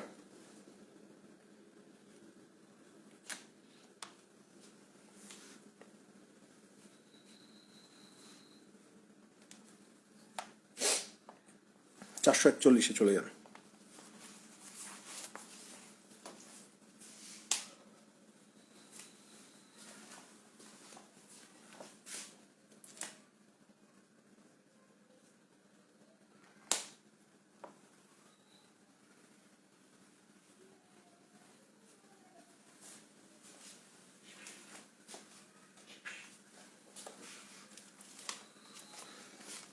হ্যাঁ, 441 বলতেছে যে a person on tour has টাকা 360 ফর হিজ ডেইলি এক্সপেন্সেস।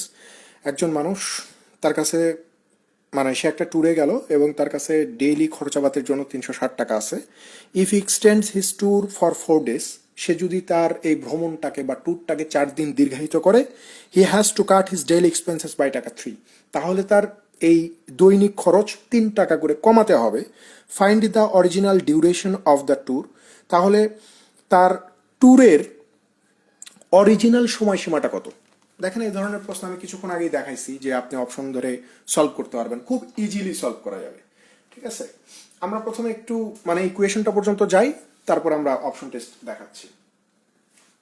360 টাকা নিয়ে ও বের হয়েছে, ঠিক আছে, যাওয়ার পরে জায়গাটা ভালো লাগছে, ও চিন্তা করতেছে যে আসছি যখন 4 দিন বেশি থেকে যাই, তো 4 দিন যে বেশি থাকবে তার জন্য টাকা লাগবে না। তো এই টাকাটা কোত্থেকে আসবে, বলতেছে যে সে আগে যে দৈনন্দিন খরচ করতো সেই খরচটা 3 টাকা করে কমায় দিবে, তাহলেই সে 4 দিন ওখানে আরো বেশি স্টে করতে পারবে। তো খেয়াল করেন, আমাদেরকে জিজ্ঞাসা করছে যে তার আসলে ওখানে কতদিন থাকার কথা ছিল, অরিজিনাল ট্যুরের ডিউরেশনটা কত সেটা বের করে দেখান। তো সেটা তো আমরা জানি না যে সে কতদিন থাকতো বা কি অবস্থা।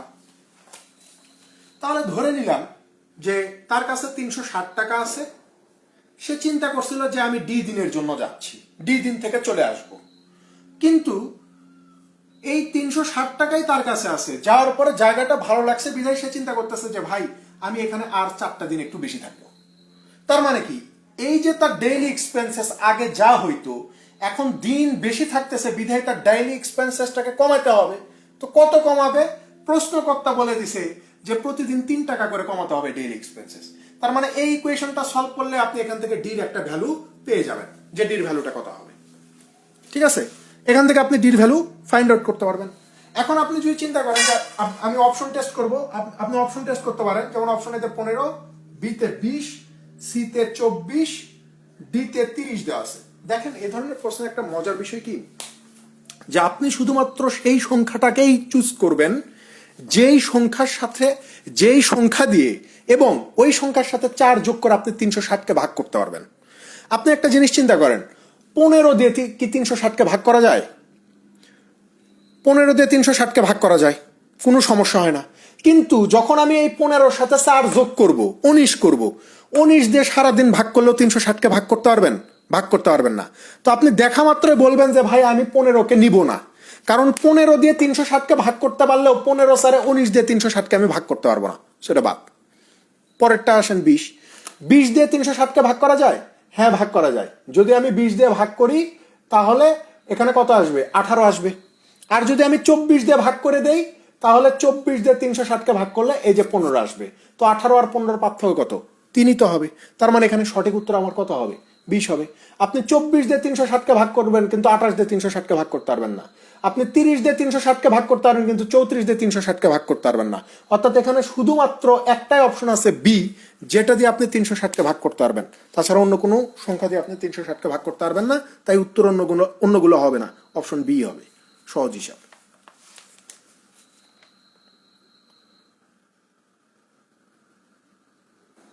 443-এ যান, 443।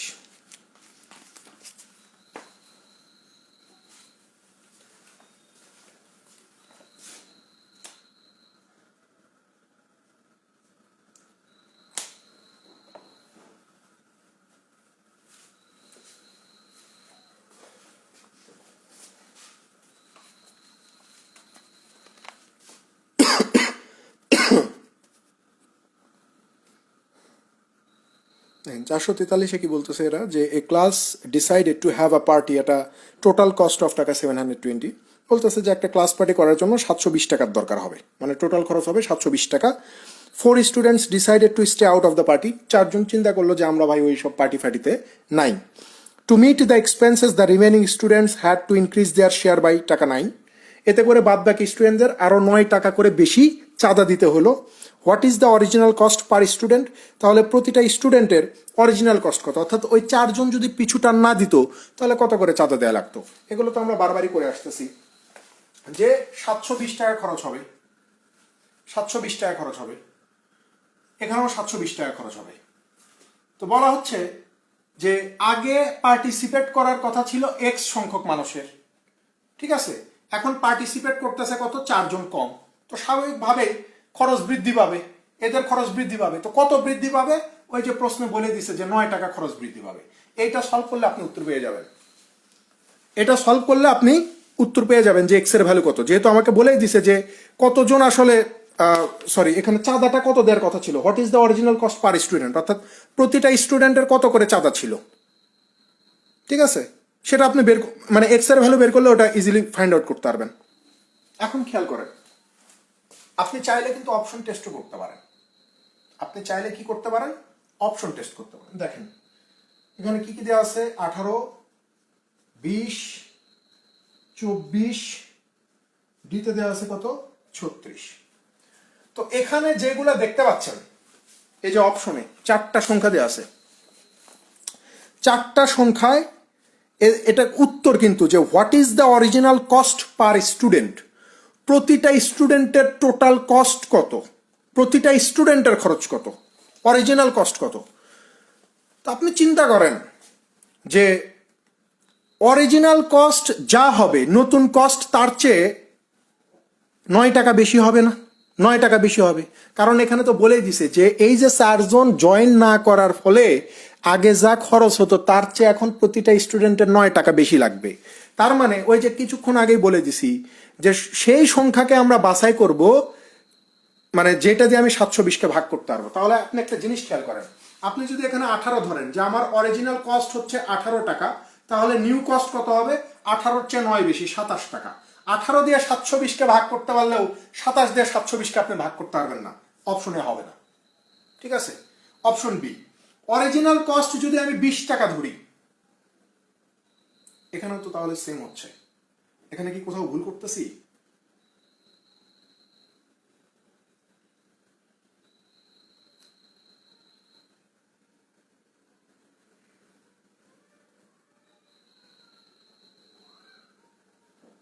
আচ্ছা আচ্ছা, পাইছি, দেখেন এটা এইভাবে না, এইভাবে না, অপশন টেস্টটা এইভাবে না, এইভাবে করেন, একটু খেয়াল করেন, এটার অপশন টেস্ট একটু অন্যভাবে করতে হবে। অন্যভাবে কি রকম, আপনি এই যে আপনার এটা অরিজিনাল কস্ট না, এটা হচ্ছে আপনার অরিজিনাল পার স্টুডেন্টের কস্ট, আর এইটা হইতেছে আপনার নিউ কস্ট।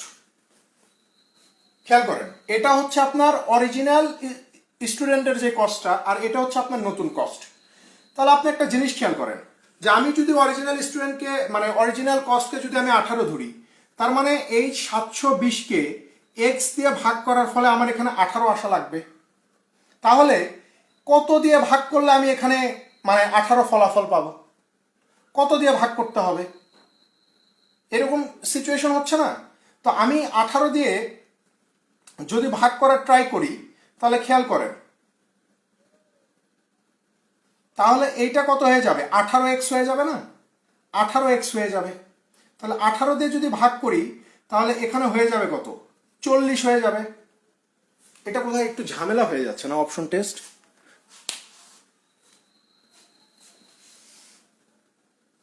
আচ্ছা, অপশন টেস্টটা বোধহয় একটু ঝামেলার দিকে যাচ্ছে।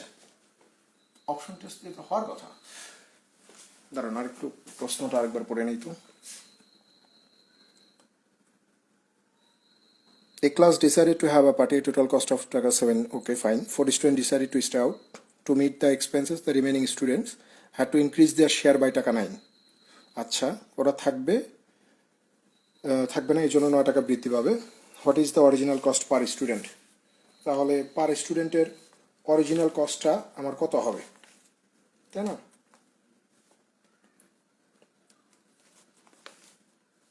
আচ্ছা,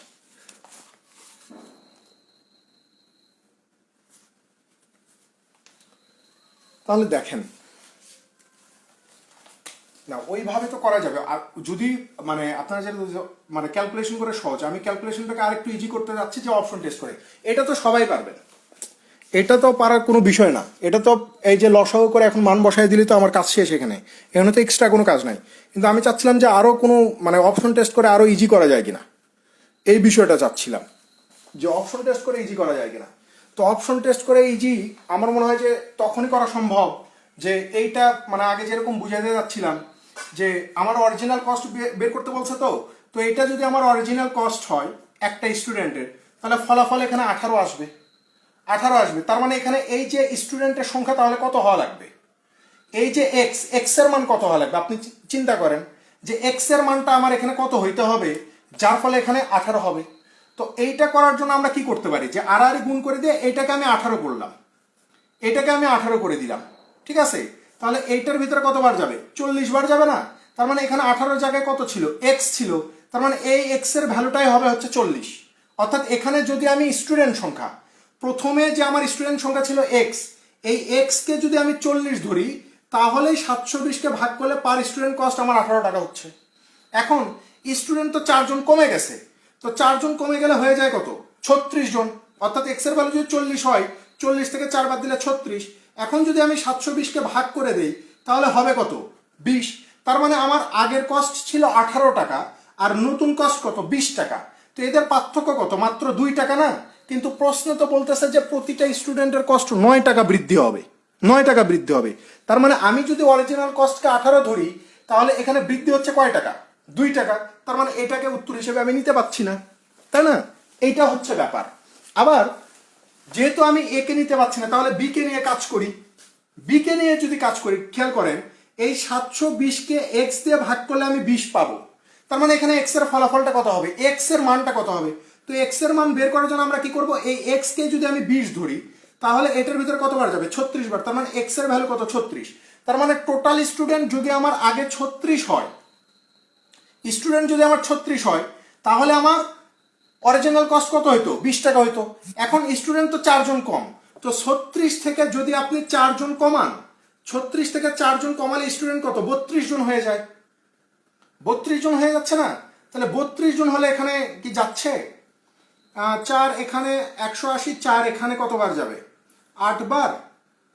4 এখানে 45, এখানে তো হচ্ছে না, হচ্ছে না, তাই না? তার মানে এটা দিয়েও আমার কাজ হচ্ছে না, অর্থাৎ 20 জনও হচ্ছে না, কারণ এখানে দশমিক চলে আসতেছে। এটাও আমি বাদ দিলাম, এটাও আমি বাদ দিলাম। এবার আসেন সিতে যাই। সিতে যদি যাই তাহলে সিতে বিষয়টা কি দাঁড়াবে যে যদি অরিজিনাল কস্ট 24 ধরি তাহলে এক্স এর ভ্যালু কত হবে? আপনি বলবেন যে 30 জন। অর্থাৎ এক্স এর ভ্যালু যদি 30 হয় তাহলে 30 থেকে যে 4 বিয়োগ করব 26, এই 26 দিয়ে আবার আমি 720কে ভাগ করতে পারবো না। তার মানে 24ও আমার উত্তর হবে না, 24ও উত্তর হবে না। এবার আসেন যদি আমি আমার একটা অপশন রাখি 36, আমি যদি 36 ধরি, 36 ধরি তাহলে এক্স এর ভ্যালু আমার কত বের হবে? আপনি বলবেন যে 20। তার মানে স্টুডেন্ট সংখ্যা আগে ছিল আমার 20 জন, তখন খরচ ছিল 36 টাকা। এখন 4 জন কমবে, তাহলে 16 জন। 16 দিয়ে কি যাবে?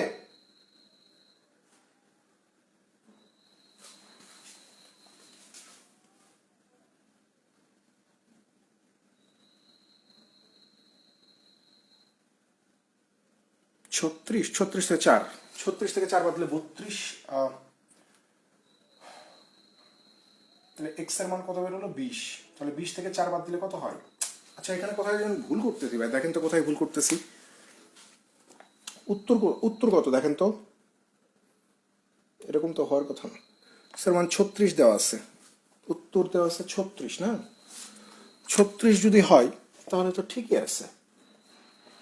720 যদি আমি এখানে 36 করি তাহলে এক্স এর ভ্যালু 20, তাহলে 2 এই যে তাহলে 36 হয়ে গেল। তার মানে স্টুডেন্ট সংখ্যা হচ্ছে 20 জন। তাহলে আগে আমার 4 জন কমবে পরে, তাহলে 16 জন। 16 দিয়ে কি 720কে ভাগ করতে পারবো ভাই? 16 দিয়ে 720কে ভাগ করা যাবে? হ্যাঁ যাবে, 16 দিয়ে 720কে ভাগ করা যাবে। 4 180, 4 4 16, 4 45 180, হ্যাঁ এবার মিলছে। তাহলে এই যে দেখেন 45 হয়ে গেছে। অর্থাৎ আগে যদি আমার 36 টাকা খরচ পড়তো, এখন আমার 9 টাকা বেশি পড়তেছে, অর্থাৎ 45 টাকা পড়তেছে। অপশন টেস্ট বোধ হয় এটার জন্য একটু কষ্টকর হয়ে যাবে, তাই না? আমি আরেকবার একটু ইয়ে করে বুঝাই দিচ্ছি, সমস্যা নাই, কিন্তু অপশন টেস্টটা বোধ হয় এই ম্যাথটার জন্য একটু কঠিন হয়ে যাবে। ঠিক আছে, ওইটা ইকুয়েশন দ্বারা সবাই পারবেন সেটা আমি জানি, ওইটা ক্লাস 6-এর বাচ্চাকে দিলেও ওটা করতে পারবে। কিন্তু আমি চাচ্ছিলাম যে অপশন টেস্ট করে আরেক সহযোগ করা যায় কিনা, কিন্তু অপশন টেস্ট করতে গেলে ঝামেলা হয়ে যাচ্ছে, মানে একটু বেশিই ঝামেলা হয়ে যাচ্ছে। ঠিক আছে, আমি বিষয়টাকে, আমি প্রসিডিউরটাকে আরেকবার একটু বলে দিই অপশন টেস্টটাকে, তাহলে বোধ হয় একটু বুঝতে সুবিধা হবে। খেয়াল করেন, আমার অরিজিনাল কস্ট যেটা, সেটা কত? এই যে 720, যদি এক্স জন ছাত্র যাইতো। আর নিউ কস্টটা কত? আমার টোটাল কস্ট হচ্ছে 720, তাহলে আমার এক্স জন থেকে 4 জন কম যাবে, 4 জন কম যাবে। এখন উত্তর যদি এই যে 36 দেওয়া আছে, যে আমার অরিজিনাল কস্ট দেওয়া আছে কত? 36, তাহলে এই 36টা কিভাবে বের হবে? আপনি যখন এই 720কে এক্স দিয়ে ভাগ করবেন তখনই তো 36 বের হবে নাকি? 720কে যখন এক্স দিয়ে ভাগ করবেন তখনই 36 হবে। তো এই এক্স এর মানটা বের করার জন্য আপনি কি করতে পারেন? আপনি 36 দিয়ে 720কে ভাগ করবেন। 36 দিয়ে 720কে যদি ভাগ করে দেন তাহলে এখানে এক্স এর ভ্যালু কত বের হয়ে যাবে? এই যে 20। তার মানে এখানে ধরে নেন যে টোটাল স্টুডেন্ট আগে কত ছিল? 20 জন ছিল, যার ফলে আমার খরচ কত হইতো? 36 টাকা হইতো। এখন স্টুডেন্ট সংখ্যা তো 4 জন কমে গেছে, অর্থাৎ 20 থেকে যদি 4 কমে যায়, 20 থেকে যদি 4 কমে যায়, তাহলে স্টুডেন্ট সংখ্যা কত? 16 জন। তাহলে 16 জন ছাত্র যদি 720 টাকা চাঁদা দেয়, প্রত্যেকে কত চাঁদা দিবে? আমরা হিসাব করে দেখলাম যে 45 টাকা চাঁদা দেয়।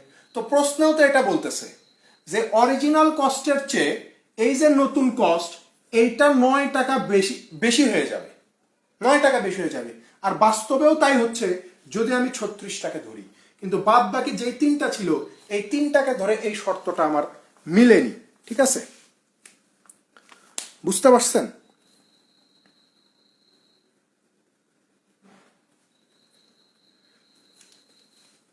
হ্যাঁ ওইটা তো বললাম যে এটা বোধহয় একটু অপশন টেস্ট করলে একটু বেশি ঝামেলা হয়ে যাচ্ছে। যাই হোক, শিখে রাখলেন যে বিষয়টাকে এইভাবেও আমরা ডিল করতে পারবো,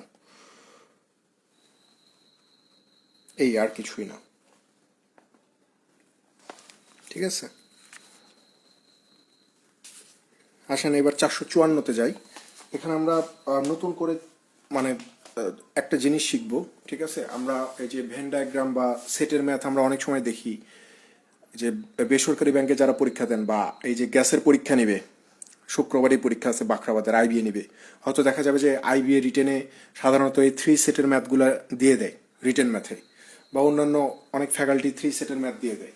সো আমরা ওই ম্যাথগুলো কিভাবে সলভ করতে পারি? আমরা তো 2 সেটের সূত্রটা সবাই জানি, 2 সেটের সূত্রটা সবাই জানি, সেটা হচ্ছে আপনার কি, যে total equal to all single minus both plus none. এই সূত্রটা আমরা সবাই জানি, এবং আমাদের ব্যাংকের পরীক্ষায় যে প্রশ্নগুলো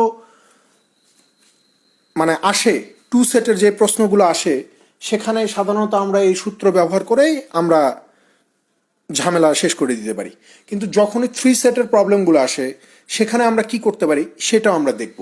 তো আগে আমরা একটু 2 সেটের একটা প্রবলেম বোধহয় আছে, এটা একটু সমাধান করি, তারপরে 3 সেটের দিকে চলে যাব। 454তে যান। 454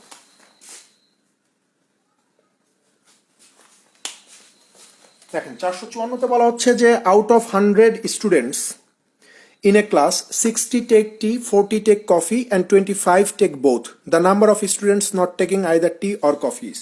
বলতেছে যে একটা ক্লাসে 100 জন ছাত্রছাত্রী আছে, যার মধ্যে 60 জন চা পান করে, 40 জন কফি পান করে, 25 জন চা কফি দুইটাই পান করে। তাহলে কতজন স্টুডেন্ট আছে যারা চা কফি কোনোটাই খায় না, কোনোটাই পান করে না? তাহলে আমরা ডিরেক্ট সূত্র বসাইতে পারি যে total equal to all single minus both plus none. আমাকে এই নানটাই বের করতে হবে। টোটাল মানে হচ্ছে টোটাল কতজন? 100 জন। অল সিঙ্গেল মানে হচ্ছে চা খায় কতজন? এই যে 60 জন। আর কফি খায় কতজন? 40 জন। দুইটাই পান করে কতজন? এই যে 25 জন। এই বোথ কত এটাই বের করতে হবে, এটা জানি না, ধরে নিচ্ছি যে এক্স জন। তাহলে দেখেন এই যে 60 আর 40 100, এই 100 আর এই 100 কেটে যাবে। তাহলে এখানে থাকলো এক্স, এখানে থাকলো -25, যেটা এই পাশে পার হয়ে আসবে। তাহলে আমরা নাম ধরছিলাম যে চাও পান করে না, কফিও পান করে না এমন মানুষের সংখ্যা এক্স জন। ওই এক্স এর ভ্যালু কত বের হয়ে গেছে? 25 বের হয়ে গেছে। তার মানে 25ই উত্তর হবে।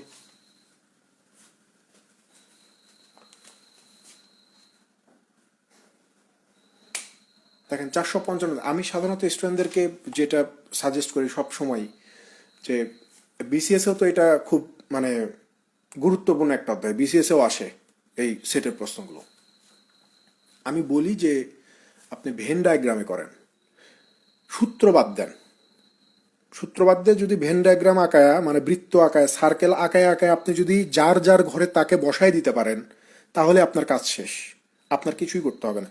তাছাড়া প্রশ্ন যদি একটু বাঁকা করে দেয়, যেমন এই যে পরেরটাতে 455, যখন এরকম একটু বাঁকা করে দিবে তখন আর আপনি ডিরেক্ট এই সূত্র দিয়ে ম্যাথ সলভ করতে পারবেন না। 455তে দেখেন, কিন্তু আপনি খুব সহজেই ওই বৃত্ত আঁকা ইজিলি ম্যাথগুলো সমাধান করতে পারবেন। বা লিখিততে আসলে আমরা ধরেন যে অনেক ডেটা থাকে না, অনেক কিছু থাকে, তখন আমরা যখন ওই বৃত্ত আঁকায় যার যার ঘরে তাকে বসাই দিব, ওইটা দেখে দেখে আমরা জাস্ট খাতায় লিখে দিয়ে আসতে পারি নির্ভুলভাবে, ভুল হওয়ার কোনো চান্স নাই।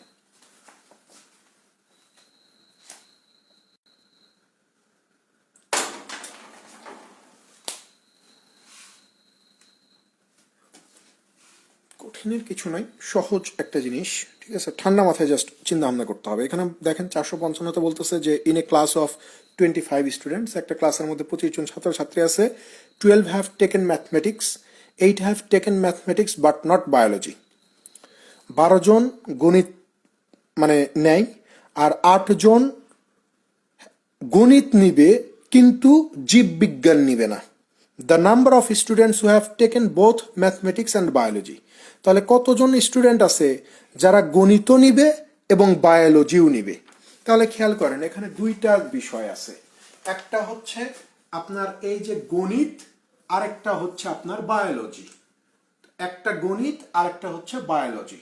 টোটাল স্টুডেন্ট কত ভাই? টোটাল স্টুডেন্ট দেওয়া হচ্ছে আপনার 25। এই যে কার কোনটা ঘর, এইটা সম্বন্ধে আপনাকে একটু ধারণা রাখতে হবে। খেয়াল করেন এই যে পুরো ঘরটা দেখতে পাচ্ছেন না, পুরো বৃত্তটা দেখতে পাচ্ছেন, এই পুরো বৃত্তটা হচ্ছে গণিতের। তাহলে গণিত কতজন নেয়? 12 জন, 12 জন নেয়, ঠিক আছে? আর এই যে শুধুমাত্র এতটুকু ফাঁকা জায়গা দেখতে পাচ্ছেন, এতটুকু এতটুকু যে জায়গাটা দেখতে পাচ্ছেন, এটা হচ্ছে শুধু গণিতের ঘর। এই ভেন ডায়াগ্রামের প্রশ্নে গণিত এবং শুধুমাত্র গণিত, এই দুইটা কথার মধ্যে আসমান আর জমিন ফারাক, ঠিক আছে? এই দুইটা কথার মধ্যে যে আপনাকে বলছে যে ম্যাথ, আবার বলছে যে অনলি ম্যাথ, এই দুইটার মধ্যে আসমান আর জমিন ফারাক। সেটা আমি দেখানোর চেষ্টা করলাম যে এই যে এই বৃত্তটা দেখতে পাচ্ছেন, প্রথম বৃত্ত, এইটা হচ্ছে গণিতের ঘর, কিন্তু শুধুমাত্র এই যে এতটুকু ফাঁকা জায়গা, এইটা হচ্ছে শুধুমাত্র গণিতের ঘর, শুধুমাত্র গণিতের ঘর। তো খেয়াল করেন এই প্রশ্নে আপনাকে এই যে, তাহলে বলবেন যে ভাই এই যে এই মাঝখানে এতটুকু জায়গা কার, এতটুকু জায়গা কার? এইটা আপনার গণিতেরও আবার বায়োলজিরও। আপনাকে এই ঘরে কত সংখ্যা বসবে এটা বের করতে হবে, কারণ প্রশ্নে বলে দিছে যে the number of students who have taken both mathematics and biology, যে গণিতও নিবে বায়োলজিও নিবে এমন শিক্ষার্থী কয়জন তুমি সেটা বের করো। তো খেয়াল করেন এই যে দ্বিতীয় বাক্যটা ছিল এরকম যে 12 হ্যাভ টেকেন ম্যাথমেটিক্স, তাহলে ওই যে ম্যাথমেটিক্স লিখছি 12। 8 have taken mathematics but not biology, এই যে বলছে যে 8 have taken mathematics but not biology, মানে হচ্ছে 8 জন ছাত্র আছে যারা শুধুমাত্র গণিত নিবে কিন্তু বায়োলজি নিবে না। 8 জন ছাত্র আছে যারা শুধুমাত্র গণিত নিবে কিন্তু কি নিবে না, বায়োলজি নিবে না। তাহলে শুধুমাত্র গণিতের ঘর কোনটা, এই যে এইটা ঘর। তাহলে আপনি এখন চিন্তা করে দেখেন ভাই, যে আপনি ফেলেন ধরেন যে এই ঘর নাই, এই ঘর নাই। আপনি এখন চিন্তা করেন যে এই যে পুরো ঘর, এই যে পুরো বৃত্তটা, এটা কার, গণিতের। তো এই ঘরে কতজন থাকার কথা, এই পুরো ঘরের ভিতরে কতজন থাকার কথা? আপনি বলবেন যে গণিতের 12 জন থাকার কথা, কিন্তু আপনি দেখতে পাচ্ছেন আছে মাত্র 8 জন। এই পুরো ঘরের মধ্যে থাকার কথা 12 জনের, আছে কয়জন, 8 জন। আপনি বলবেন যে ভাই এখানেও একটা ঘর আছে, তাহলে এখানে এই 4 জনকে বসায় দেন, এখানেও এই 4 জনকে বসায় দেন। তাহলে এতটুকু ঘর এটা কার কার, এটা হচ্ছে গণিত এবং জীববিজ্ঞান বা বায়োলজি দুইজনেরই ঘর। তার মানে প্রশ্নে তো এটাই জিজ্ঞাসা করছে যে কতজন শিক্ষার্থী আছে যারা গণিতও নিবে জীববিজ্ঞানও নিবে সেটা বের করো। তাহলে গণিত আর জীববিজ্ঞানের ঘরে কতজন বসছে, 4 জন বসছে না? এই 4 জনই হচ্ছে এই প্রশ্নের সঠিক।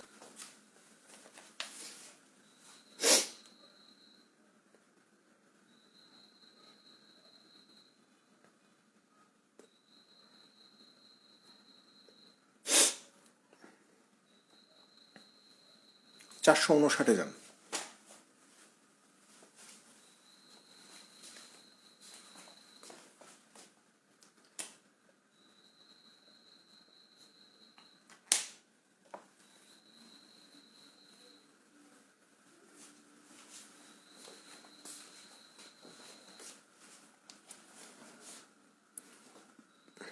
চারশো 59 বলা হচ্ছে যে ইন অ্যান অফিস, একটা অফিসে 3/4 of the staff can neither type nor take shorthand. একটা অফিসের 3/4 কর্মচারী যারা টাইপও করতে পারে না আবার শর্ট হ্যান্ডেও পারদর্শী না। হাউএভার 1/5 ক্যান টাইপ, বলা হচ্ছে যে যদিও 1/5 টাইপ করে, and 1/3 can take shorthand, আর 1/3 শর্ট হ্যান্ডে পারদর্শী। What part of the whole staff can do both, তাহলে ওই অফিসের কত অংশ কর্মচারী শর্ট হ্যান্ডও পারে আবার টাইপও করতে পারে, এমন কর্মচারীর সংখ্যা কত অংশ? খেয়াল করেন এই প্রশ্নটা দেখা মাত্রই যদি এমসিকিউতে আসে দেখা মাত্রই উত্তর করে দিতে পারবেন, হিসাবও করা লাগবে না, খালি একটা লসাগু করে। আমি আপনাকে বলি, ধরে নেন যে এই প্রশ্ন পরীক্ষায় আসছে, আপনাকে অপশন দেওয়া আছে 1/5, অপশন বিতে দেওয়া আছে 3/40, অপশন সিতে দেওয়া আছে 13/40, অপশন ডিতে দেওয়া আছে 17/60। এই প্রশ্নে কয়টা ফ্র্যাকশন আছে? একটা হচ্ছে আপনার 3/4, একটা হচ্ছে আপনার 1/5, একটা হচ্ছে আপনার 1/3। আমি কোনো হিসাব করব না, শুধু একটা লসাগু করব যে আমাকে বলতেছে যে এই অফিসে যতজন কর্মচারী আছে তাদের মধ্যে কত অংশ টাইপও করতে পারে শর্ট হ্যান্ডেও পারদর্শী। তাহলে এই যে 4, 5, 3 লসাগু কত? 60। তার মানে এখানে ওই অফিসের মোট কর্মচারীর সংখ্যা হয় 60 হবে, না হলে 60-এর কোনো মাল্টিপল হবে।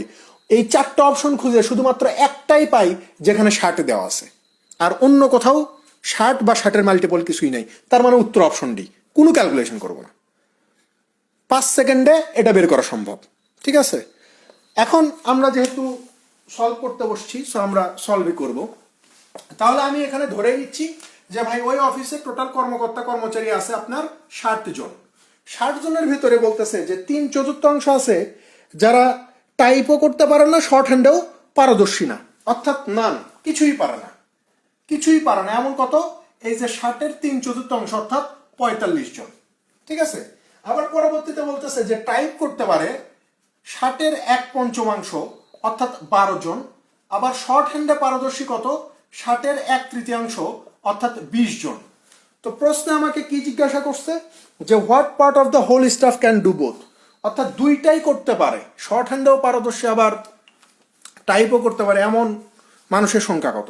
তাহলে টোটাল, টোটাল মানে হচ্ছে এই যে 60 জন, অল সিঙ্গেল, অল সিঙ্গেল মানে হচ্ছে এই দুইটা, এই যে 12 যোগ 20 মাইনাস বোথ প্লাস নান, নান কত এই যে 45, 60 থেকে 45কে বাদ দেন কত পাবেন 15, তারপরে দেখেন 15 এখানে পাওয়া গেল, আর এখানে কত 20 12 32, 32 বিয়োগ বি, তাহলে এই যে বি সমান সমান কত 32 থেকে 15 বাদ দিলে এই যে 17। তার মানে দুইটাই পারে, টাইপও করতে পারে শর্ট হ্যান্ডও পারে এমন মানুষের সংখ্যা কত 17। তো আমাকে ভগ্নাংশে দেখাইতে বলছে, তার মানে টোটাল কর্মকর্তা কর্মচারী 60 জন, 60 জনের মধ্যে 17 জন আছে যারা দুইটাই করতে পারে, অর্থাৎ 17/60 হচ্ছে এই প্রশ্নের সঠিক উত্তর।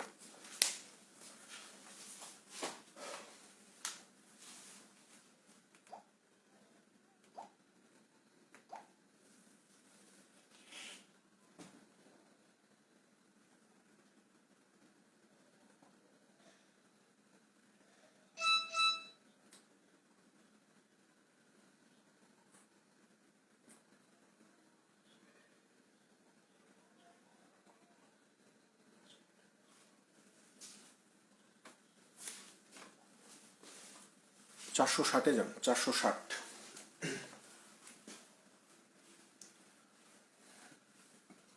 দেখেন 460 হচ্ছে 3 সেট, 3 সেটের দুইটা সূত্র লিখে নেন। Total equal two group 1 group 2 group 3 minus sum of 2 group overlap plus all 3 plus none।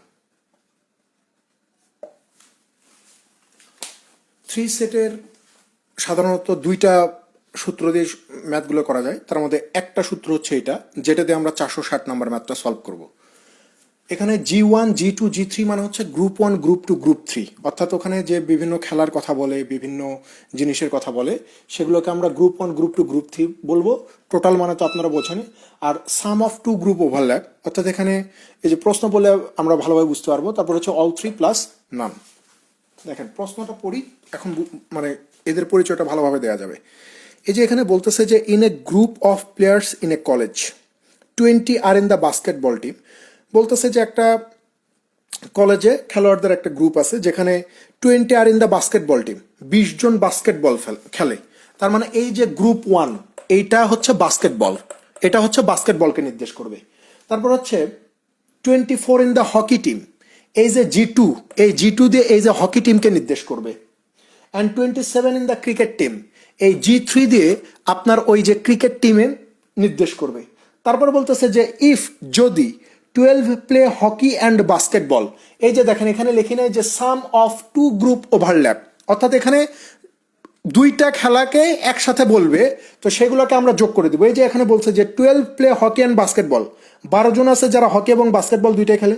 10 play cricket and basketball, 10 জন আছে যারা ক্রিকেট এবং বাস্কেটবল খেলে। 14 প্লে হকি অ্যান্ড ক্রিকেট, 14 জন আছে যারা হকিও খেলে আবার ক্রিকেটও খেলে।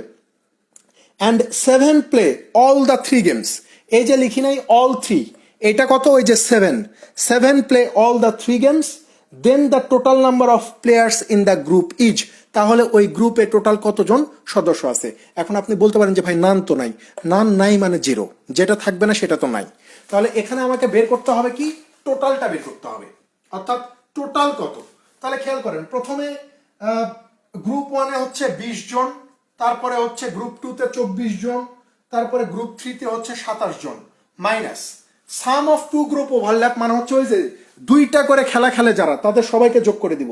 ওরা কত 12 10 এবং 14, তাহলে এই যে 12 যোগ 10 যোগ 14, তিনটা খেলা খেলে কতজন 7 জন, নান যেহেতু নাই তার মানে 0। তাহলে খেয়াল করেন টোটাল সমান সমান কত, 3 20 60 64, সাথে কত 71, মাইনাস 12 10 22 24 26 10 36 প্লাস 7। তাহলে খেয়াল করেন তাহলে টোটাল সমান সমান কত বের হচ্ছে এখানে, 71 থেকে 43 বাদ দিয়ে দেন, তাহলে 43 7 51, 36 থেকে এদিকে যান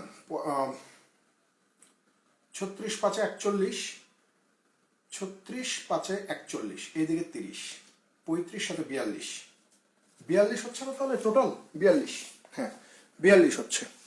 এটা ক্যালকুলেশন করলে আমরা টোটাল কতজন পাই ওই গ্রুপের খেলোয়াড়? 42 জন। এই 42 হচ্ছে এই প্রশ্নের সঠিক উত্তর। ঠিক আছে, এই 42 হচ্ছে এই প্রশ্নের সঠিক উত্তর, যে ওই গ্রুপে টোটাল 42 জন সদস্য ছিল।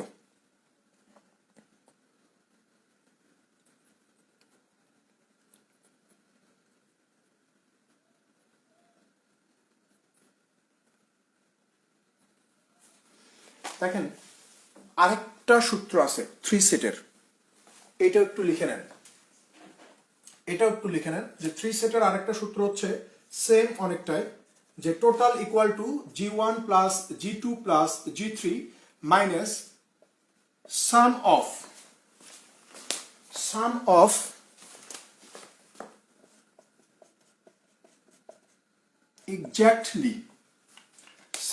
exactly two group overlap minus 2 into all 3 plus none. এখন আপনি বলবেন যে ভাই দুইটা তো সেম হয়ে গেল না, দুইটা সেম না, কখন কোনটা প্রয়োগ করব? যেই প্রশ্নে দেখবেন 3 সেটের, যেই প্রশ্নে দেখবেন যে এক্স্যাক্টলি শব্দটা উল্লেখ আছে, এক্স্যাক্টলি 3 সেটের যেই প্রশ্নে দেখবেন যে এক্স্যাক্টলি এই কথাটা উল্লেখ আছে, তখন 2 নাম্বার সূত্র। আর যদি কোনো প্রশ্নে এক্স্যাক্টলি কথা উল্লেখ না থাকে তাহলে 1 নাম্বার সূত্র। বোঝা গেছে? যদি কোনো প্রশ্নে এক্স্যাক্টলি এই শব্দটার উল্লেখ থাকে তাহলে 2 নাম্বার সূত্র প্রয়োগ হবে, আর যদি কোনো প্রশ্নে এক্স্যাক্টলি শব্দের উল্লেখ না থাকে তাহলে 1 নাম্বার সূত্র দিয়ে ম্যাথ হয়ে যাবে।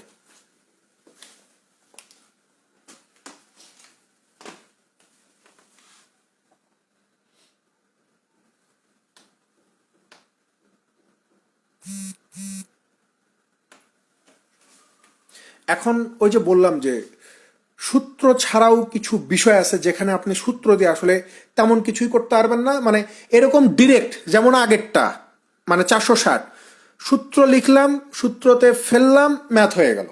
কিছু ম্যাথ থাকবে আপনি ডিরেক্ট এরকম সূত্রতে ফেলে ম্যাথ সলভ করতে পারবেন না, সেরকম একটা ম্যাথ দেখায় যেগুলো। এই জন্য আমি বলি যে সূত্র কোনো বিষয় না, বিষয় হচ্ছে আপনি ওই চিত্র আঁকায় করতে পারেন কিনা। 468-তে চলে যান, আপনি সূত্র আঁকায় করতে পারলে খুবই ভালো হয়।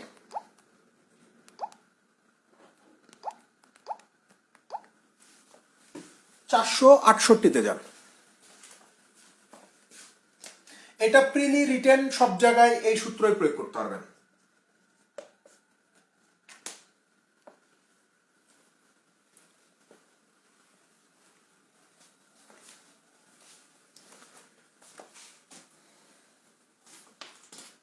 দেখেন 468-তে কি বলতেছে, যে in a class of 50 students 23 speak English, 15 speak Hindi and 18 speak Punjabi, 3 speak only English and Hindi, 6 speak only Hindi and Punjabi, and 6 speak only English and Punjabi. If 9 speak only English, then how many speak all 3? আচ্ছা না, এটাও আপনি বোধহয় সূত্র দিয়ে করো। আচ্ছা আমরা একটু সূত্র দিয়ে ট্রাই করি, ঠিক আছে? যদি হয়ে যায় তাহলে তো হয়ে গেল। তাহলে এখানে এক্স্যাক্টলি কথা উল্লেখ নাই, তার মানে আমরা প্রথম সূত্রটা দিয়ে একটু ট্রাই করে দেখি যে কি হয় কিনা। হওয়ার কথা, আমি ভাবছিলাম যে ওই টাইপের প্রশ্ন, ওই টাইপের প্রশ্ন না। তাহলে group 1, group 2, group 3 minus sum of 2 group overlap plus all 3, এইটা বের করা লাগবে, অল 3 প্লাস নান। টোটাল কত দেখেন দেওয়া আছে, 50 জন ছাত্র। তাহলে এই যে 50 জন। গ্রুপ 1 মানে হচ্ছে 23 জন ইংলিশ পারে, 15 জন হিন্দি পারে, তারপরে হচ্ছে 18 জন পাঞ্জাবি ভাষা পারে। Okay fine. Sum of 2 group, 3 speak only English and Hindi, 3 জন ইংলিশ পারে, হিন্দি পারে, 6 হিন্দিও পারে, পাঞ্জাবিও পারে, 6 অনলি ইংলিশ অ্যান্ড পাঞ্জাবি এরাও পারে। এই অল 3টা জানি না, যেটাকে আমি এক্স ধরে নিচ্ছি, আর নাম সম্পর্কে এখানে কোনো কিছু বলা নেই। এই তো দেখেন, এটা এভাবে করা যাবে না। সূত্র দিয়ে করা যাবে না। ঝামেলা হচ্ছে কি, এই যে দেখেন লাস্টে একটা কাহিনী করে রাখছে যে ইফ, যদি 9 স্পিক অনলি ইংলিশ, 9 জন শুধুমাত্র ইংরেজিতে কথা বলে, তাহলে ওই যে 9 জন শুধুমাত্র ইংরেজিতে কথা বলে, এরকম কোনো কিছু আছে এখানে? যে শুধুমাত্র ইংরেজি এরকম কোনো কিছু আছে? তার মানে এটা কিন্তু আমি সূত্র দিয়ে পারতেছি না। এই পর্যন্ত আমার মিলতেছে, অল 3 পর্যন্ত মিলতেছে, বা নান নাই, আমি 0 বসাইলাম। কিন্তু এই কথাটাকে আমি, এই 9টাকে আমি কই বসাবো? যে ইফ 9 স্পিক অনলি ইংলিশ, যে ইংরেজিতে কথা বলতে পারে শুধুমাত্র 9 জন, এটাকে বসানোর জায়গা আছে এই সূত্রতে? জায়গা নাই। তার মানে এই ম্যাথটা আমি ডিরেক্ট এরকম সূত্র লিখে আমি কিন্তু করতে পারতেছি না। তো এরকম কিছু ম্যাথ থাকবে যে আপনি ডিরেক্ট সূত্র দিয়ে আপনি করতে পারবেন না। ঠিক আছে, করতে পারলে ভালো, যেটা আমরা আগেটাতে করছি ওই রকম অঙ্কই বেশি দেয়। আর না করতে পারলে ভাই আপনাকে ভেন ডায়াগ্রামই আঁকাইতে হবে। তো এখানে 3টা করে বিষয়, তার মানে বৃত্ত হবে কয়টা? 3টা। ঠিক আছে, এখন কোনটা কার ঘর, আমি বারবার বলি যে কোনটা কার ঘর, এইটা আপনাকে ভালোভাবে বুঝতে হবে। এইটা ভালোভাবে বুঝলে আপনার কাজ শেষ। তো এখানে বিষয় 3টা, ইংলিশ, হিন্দি আর হচ্ছে পাঞ্জাবি।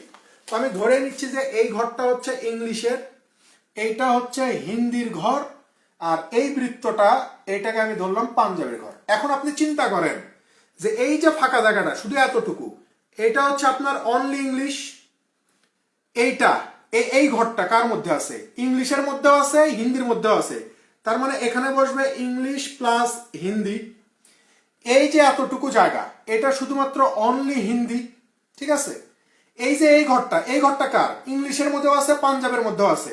তার মানে এই ঘরটা ইংলিশ প্লাস পাঞ্জাবি। এই ঘরটা কার মধ্যে আছে? এই ঘরটা হিন্দির মধ্যেও আছে, পাঞ্জাবের মধ্যেও আছে। তার মানে এটা হচ্ছে হিন্দি প্লাস পাঞ্জাবি। ঠিক আছে, এই ঘরটা কার? শুধু এতটুকু, এতটুকু হচ্ছে অনলি পাঞ্জাবি। ঠিক আছে, তাহলে এই যে ঘরটা, এইটা কার? দেখেন এই ঘরটা কিন্তু ইংলিশের মধ্যেও আছে, এই ঘরটা কিন্তু হিন্দির মধ্যেও আছে, এই ঘরটা কিন্তু পাঞ্জাবের মধ্যেও আছে। তার মানে এটা হচ্ছে অল 3 ঘর, যে ইংলিশ, হিন্দি এবং পাঞ্জাবি, এই 3টার ঘরই হচ্ছে এইটা। আর আমাকে এইটাই বের করতে হবে যে ওই ইংলিশ, হিন্দি, পাঞ্জাবি এই কোনটার ঘরে কোনটা বসবে। ঠিক আছে, আর টোটাল স্টুডেন্ট কত? 50, এটা উপরে লিখে দেবেন। এখন দেখেন যে যার ঘরে বসবো আমরা সেখানে লিখে দেবো, তাইলে আমাদের কাজ শেষ। এখানে বলতেছে যে স্পিক ইংলিশ হচ্ছে 23 জন, তার মানে এই যে 23 হচ্ছে স্পিক ইংলিশ। হিন্দি কত? 15 হচ্ছে হিন্দি পারে। পাঞ্জাবি পারে কত? 18 পারে। ঠিক আছে, এখন খেয়াল করেন, এই যে বলছে যে ইফ 9 স্পিক অনলি ইংলিশ, শুধুমাত্র ইংলিশে কথা বলতে পারে 9 জন, তাহলে অনলি ইংলিশ কোনটা? এইটা। তাহলে অনলি ইংলিশ 9। এরপরে বলতেছে যে 3 speak only English and Hindi, English আর হিন্দি বলতে পারে কতজন? 3 জন। তার মানে এটা কত? 3 বসবে। এরপরে বলতেছে যে 6 speak only Hindi and Punjabi, Hindi আর পাঞ্জাবি কত? 6 জন। এরপরে বলতেছে 6 speak only English and Punjabi, English and Punjabi হচ্ছে 6 জন। ঠিক আছে, এখন ভাই খুব ইজি ভাই, এটা এখন আমরা যেই ঘরই বের করতে বলুক আমরা বের করতে পারবো। আমাদেরকে বের করতে হবে এইটা কত, মানে এই ঘরটা কত, এই ঘরটা কত, অর্থাৎ ইংলিশ, হিন্দি, পাঞ্জাবি। নর্মাল একটা সেন্সে আপনি একটা চিন্তা করেন যে এই যে বৃত্তটা, এই যে বৃত্তটা, শুধু এই বৃত্ত, খুব মনোযোগ দিয়ে খেয়াল করেন, শুধু এইটা, এইটা কার ঘর ভাই? ইংলিশের ঘর না? ইংলিশের ঘর না? লাল দিয়ে যে বৃত্তটা আমি দাগাইলাম সেটা কি ইংলিশের না? ইংলিশের। তাহলে এই যে ইংলিশের ঘরে থাকার কথা কয়জন? 23 জন না? ইংলিশের ঘরে কতজন থাকার কথা? 23 জন থাকার কথা। ইংলিশের ঘরে আছে কতজন? এই যে 9 3 12, 12 6 কত? 18 জন আছে। ইংলিশের ঘরে থাকার কথা 23 জন, আছে হচ্ছে 18 জন, তার মানে আরো 5 জন লাগবে। তো ইংলিশের আরেকটা ঘরে ফাঁকা আছে, সেটা হচ্ছে এইটা। তার মানে এখানে বসবে কত? 5 জন। তার মানে এই প্রশ্নে যে জিজ্ঞাসা করছে যে ইংলিশেও পারে, হিন্দিও পারে, পাঞ্জাবিও পারে, এমন শিক্ষার্থীর সংখ্যা কত? এমন শিক্ষার্থীর সংখ্যা হচ্ছে এই 5 জন। বোঝা গেছে ভাই বিষয়টা? এখন যদি আপনি বলেন যে এইটা কত, এই ঘরে কত বসবে, সেটাও পারবেন। যে এই ঘর পুরোটাই হচ্ছে হিন্দির 15 জন আছে, কয়জন? 6 5 11 3 14, তার মানে অনলি হিন্দি হচ্ছে একজন। আপনি যদি বলেন যে এটা কত, এটাও বের করা যাবে। এই পুরো ঘর হচ্ছে 18 জনের, আছে কত? 6 5 11 6 17, তার মানে অনলি পাঞ্জাবি কত? এই যে একজন। যেইটা বের করতে বলবে আপনি সেটাই বের করতে পারবেন। ঠিক আছে? এই ভেন ডায়াগ্রামের হচ্ছে একটা সুবিধা, যদি আপনি একবার দাগায় যার যার ঘরে তারে বসাইতে পারেন।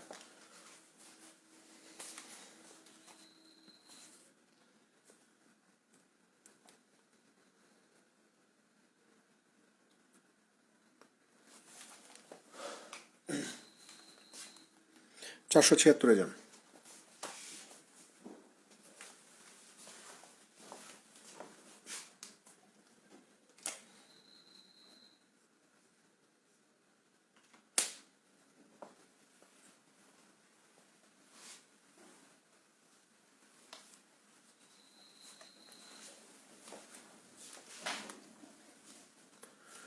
চারশো ছিয়াত্তরে বলা হচ্ছে যে in a garrison there was some pilferage of ration every day. If the pilferage was 12 kg a day, the ration would have lasted for 75 days.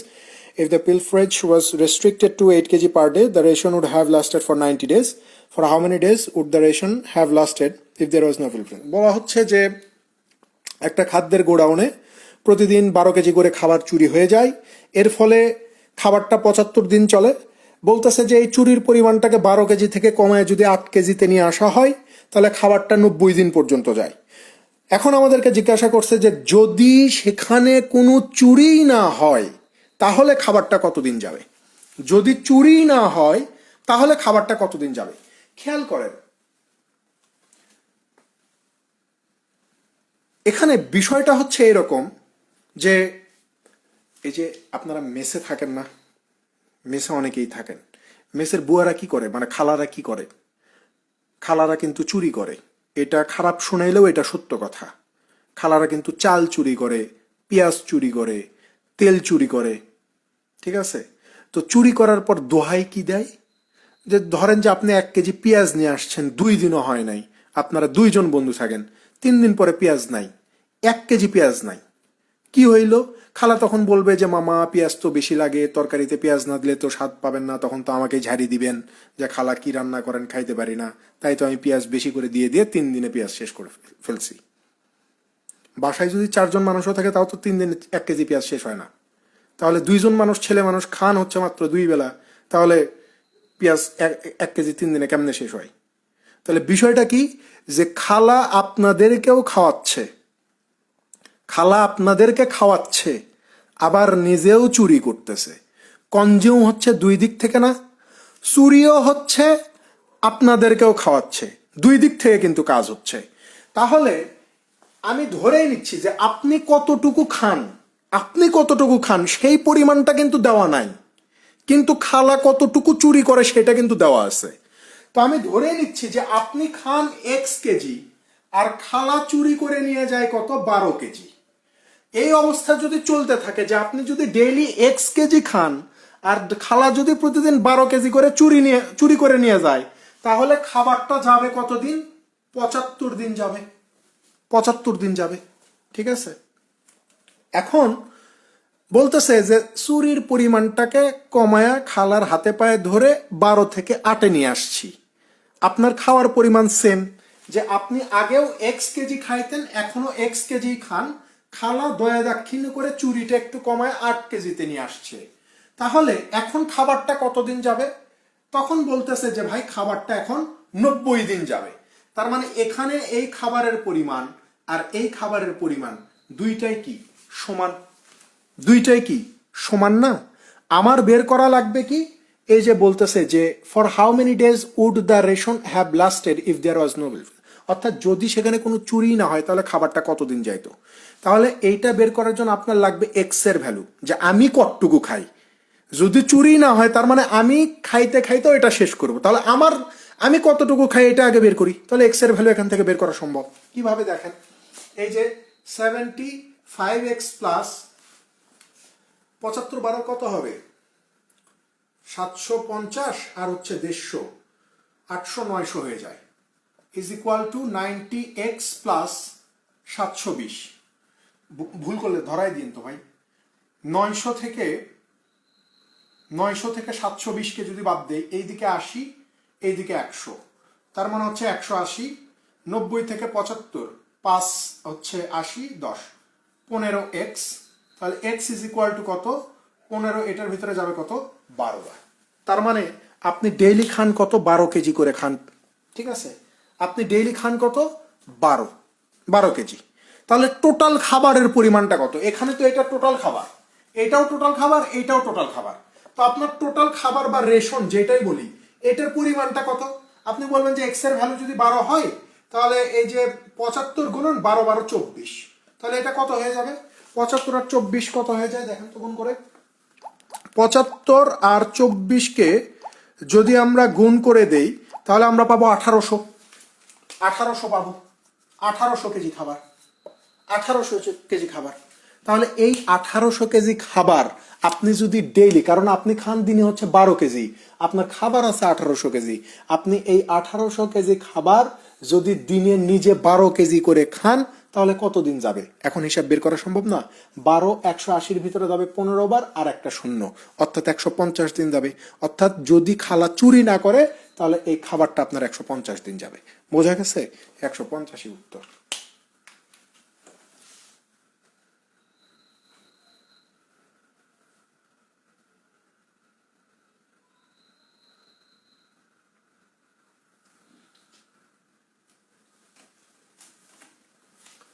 চারশো 79 জন।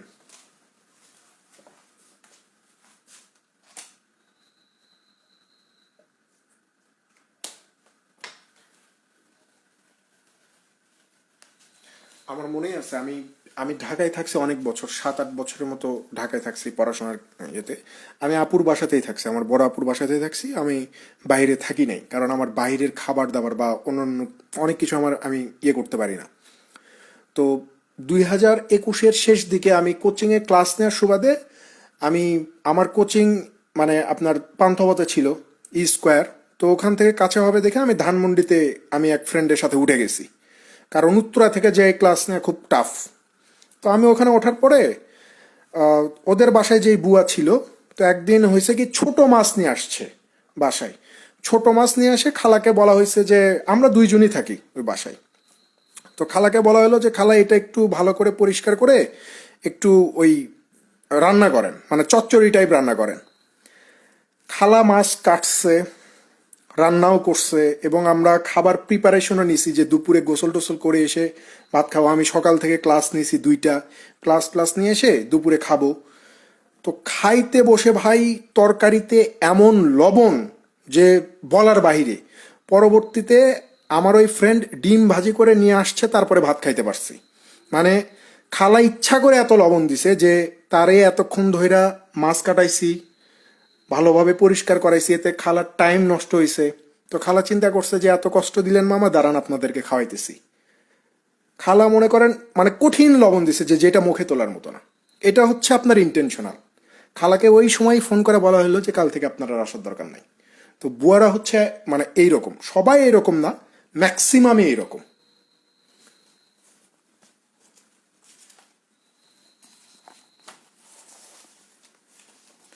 দেখেন 479 দেখেন,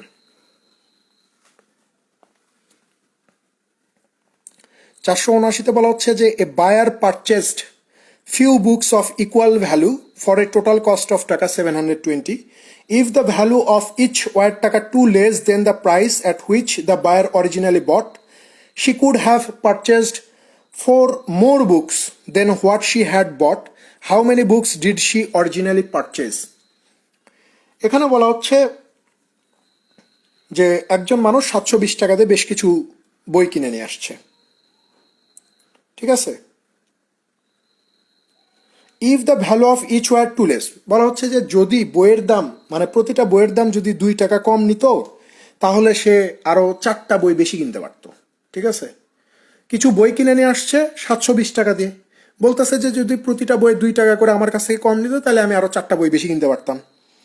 তো আমাদেরকে জিজ্ঞাসা করতেছে যে how many books did she originally purchase, তাহলে সে মূলত কতগুলা বই কিনছে, সে কতগুলা বই কিনছে এটা জিজ্ঞাসা করছে। তো ভাই এটা আগেরগুলোর মতোই, যে আপনি ধরে নেন যে আপনি এ সংখ্যক বই কিনছেন, তাহলে এখানে আপনার এটা হচ্ছে আপনার অরিজিনাল কস্ট। আবার বলতেছে যে মানে প্রতিটা বইয়ের দামে এ টাকা ধরতেছি, প্রতিটা বইয়ের দাম হচ্ছে এ টাকা করে, 720 টাকা দিয়ে এতগুলো বই কিনছেন। এখন বলতেছে যে ভাই প্রতিটা বইয়ের দাম যদি 2 টাকা করে কমতো, তাহলে আপনি বেশি বই কিনতে পারতেন আরো, অর্থাৎ তখন আপনার কস্ট মানে আপনি এতগুলা বই কিনতে পারতেন, তাহলে এই দুইটার পার্থক্য কত দেওয়া আছে 4। এই দুইটার পার্থক্য কত দেওয়া আছে 4। তো জিজ্ঞাসা করছে যে আপনি মূলত কতগুলা বই কিনছেন, আপনার বই ক্রয়ের সংখ্যাটা কত সেটা একটু বের করে দেখান। ঠিক আছে, সো আপনি চাইলে অপশন টেস্ট করতে পারেন, যেমন এখানে 18, 20, 34, 36 দেওয়া আছে, যেমন 18, 20, সিতে দেওয়া আছে 34, ডিতে দেওয়া আছে 36। সো আপনি যদি 18টা বই কেনেন, তার মানে প্রতিটা বইয়ের দাম হবে কত টাকা করে, 40 টাকা করে। তাহলে আপনি এখানে 18টা বই কিনলেন। এখন যদি 2 টাকা করে কম নেয়, মানে 2 টাকা করে কম মানে কি 16 টাকা করে নেয় যদি, তাহলে আপনার এটা মিলবে না, 18 দিয়েও মিলবে না। আপনি যদি বই কেনেন 20টা, তাহলে এখানে হওয়া লাগবে কত, 36 হওয়া লাগবে, এটাও মিলবে না। যদি আপনি বই কেনেন 34টা, তাহলে এটাও মিলবে না, কারণ 34 আমি দিতে পারবো না, ভাগ করতে পারবো না। 34 দিয়ে 720কে ভাগ করা যায় না, থাকলো শুধু 36। যে যদি আমি 36টা কিনি, তার মানে এখানে বইয়ের সংখ্যা হবে আমার কয়টা, 20টা হবে। 20 মানে 20 টাকা দাম হবে, যদি আমি 36টা বই কিনি। অরিজিনালি যদি আমি 36টা বই কিনি, তাহলে প্রতিটা বইয়ের দাম কত, 20 টাকা। এখন জিজ্ঞাসা করছে যে যদি 2 টাকা করে কম হয়, তার মানে বইয়ের দাম যদি 20 টাকার পরিবর্তে যদি 18 টাকা হয়, তাহলে আমি কতগুলা বই কিনতে পারবো, এই যে 40টা কিনতে পারবো। তাহলে 36 আর 40 এই দুইটার পার্থক্য কত, এই যে 4। তো প্রশ্ন তো এটাই জিজ্ঞাসা করতেছে যে অরিজিনালি কতগুলা কিনছেন, তার মানে অরিজিনালি আমি 36টা বই কিনছি, এই 36 উত্তর হবে।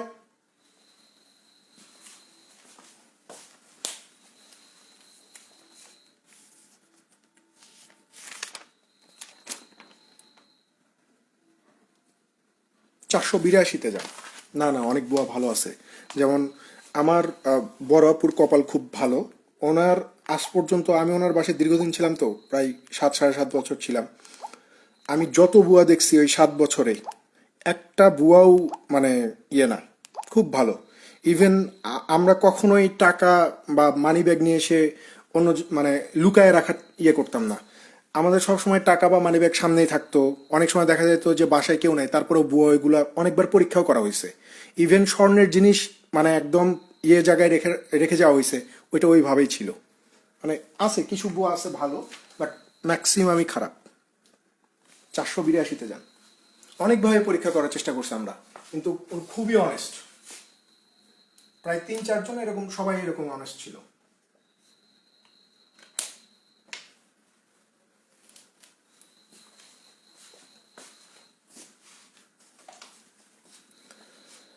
দেখেন 482-তে বলা হচ্ছে যে 1 bottle is half full of milk and another bottle with twice the capacity if 1/4 full of milk. If water is added so that both the bottles are full and the contents of both are then poured into a third bottle that is empty and large enough to hold the contents of both, what fraction of the contents in the third bottle is milk? দেখেন বিশাল বড় একটা গল্প। সহজ হিসাব হচ্ছে এরকম যে 2টা বোতল আছে, 2টা বোতলের ক্যাপাসিটি আলাদা আলাদা, মানে 2টা বোতলের ক্যাপাসিটি বা ধারণ ক্ষমতা কি হবে, ভিন্ন হবে।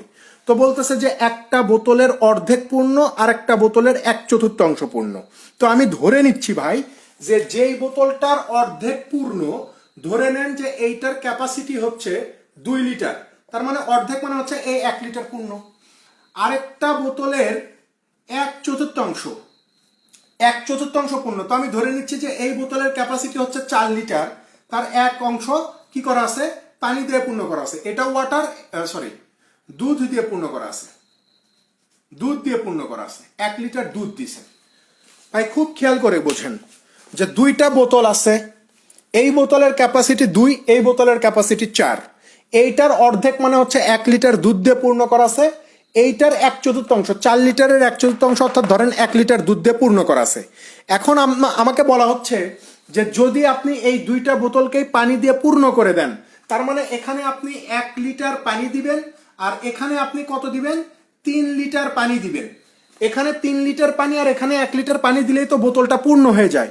তারপরে বলতেছে যে এই 2 বোতলের পানিকে যদি আপনি এই পাত্রটাতে ঢেলে দেন, এই পাত্রের মধ্যে যদি ঢেলে দেন, তাহলে এই পাত্রে দুধের পরিমাণটা কত হবে? দুধের পরিমাণ চাই নাই যে what fraction of the contents in the third বোতল ইজ মিল্ক, অর্থাৎ এই যে তৃতীয় পাত্রে যখন আমরা ঢালতেছি, এই তৃতীয় পাত্রে দুধের পরিমাণটা কত হবে? তাহলে টোটাল মিক্সচারটা কত? এখানে হচ্ছে 2 লিটার, 2 লিটার, এখানে হচ্ছে 4 লিটার। তার মানে টোটাল মিক্সচার কত? 2 আর 4 6 লিটার। এই 6 লিটারের মধ্যে দুধ আছে কত? আপনি বলবেন যে এই যে দুধ 1 লিটার, এই যে দুধ 1 লিটার, তার মানে কত? এই যে 2/6, 2/6 মানে কত? এই যে 1/3, 2/6 মানে কত? 1/3। তার মানে এই 2 বোতলের সমস্ত লিকুইড যদি আমি তৃতীয় বোতলে ঢালি, তাহলে তৃতীয় বোতলে দুধের পরিমাণ হবে 1/3।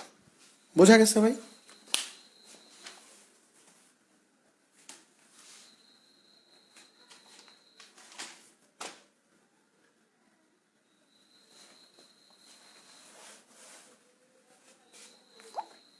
আমরা বাদ বাকি 2টা আগামীকালকে সলভ করব, ঠিক আছে? আমার ফোনে লো ব্যাটারি দেখাচ্ছে, বন্ধ হয়ে যাবে। আমাদের এখানে আর মানে সিম্পলিফিকেশনের আজকে আমরা করলাম মোটামুটি 23টার মতো ম্যাথ, কালকে আমরা 22টা ম্যাথ করব, তাহলে আমাদের 500 ম্যাথ কমপ্লিট হয়ে যাবে, ঠিক আছে? আমাদের এখান থেকে আর 2টা থাকলো, অর্থাৎ 484 থাকলো, 502 থাকলো, আর বীজগণিত টাইপ কালকে 20টা করবো, এই 2টা সহ। তাহলে আমাদের সাইকেল 1-এর ক্লাস শেষ হয়ে যাবে। তো ঠিক আছে, ভালো থাকবেন সবাই, দেখা হবে ইনশাল্লাহ নেক্সট ক্লাসে। নেক্সট ক্লাস মানে আগামীকালকে দেখা হবে। আল্লাহ হাফেজ।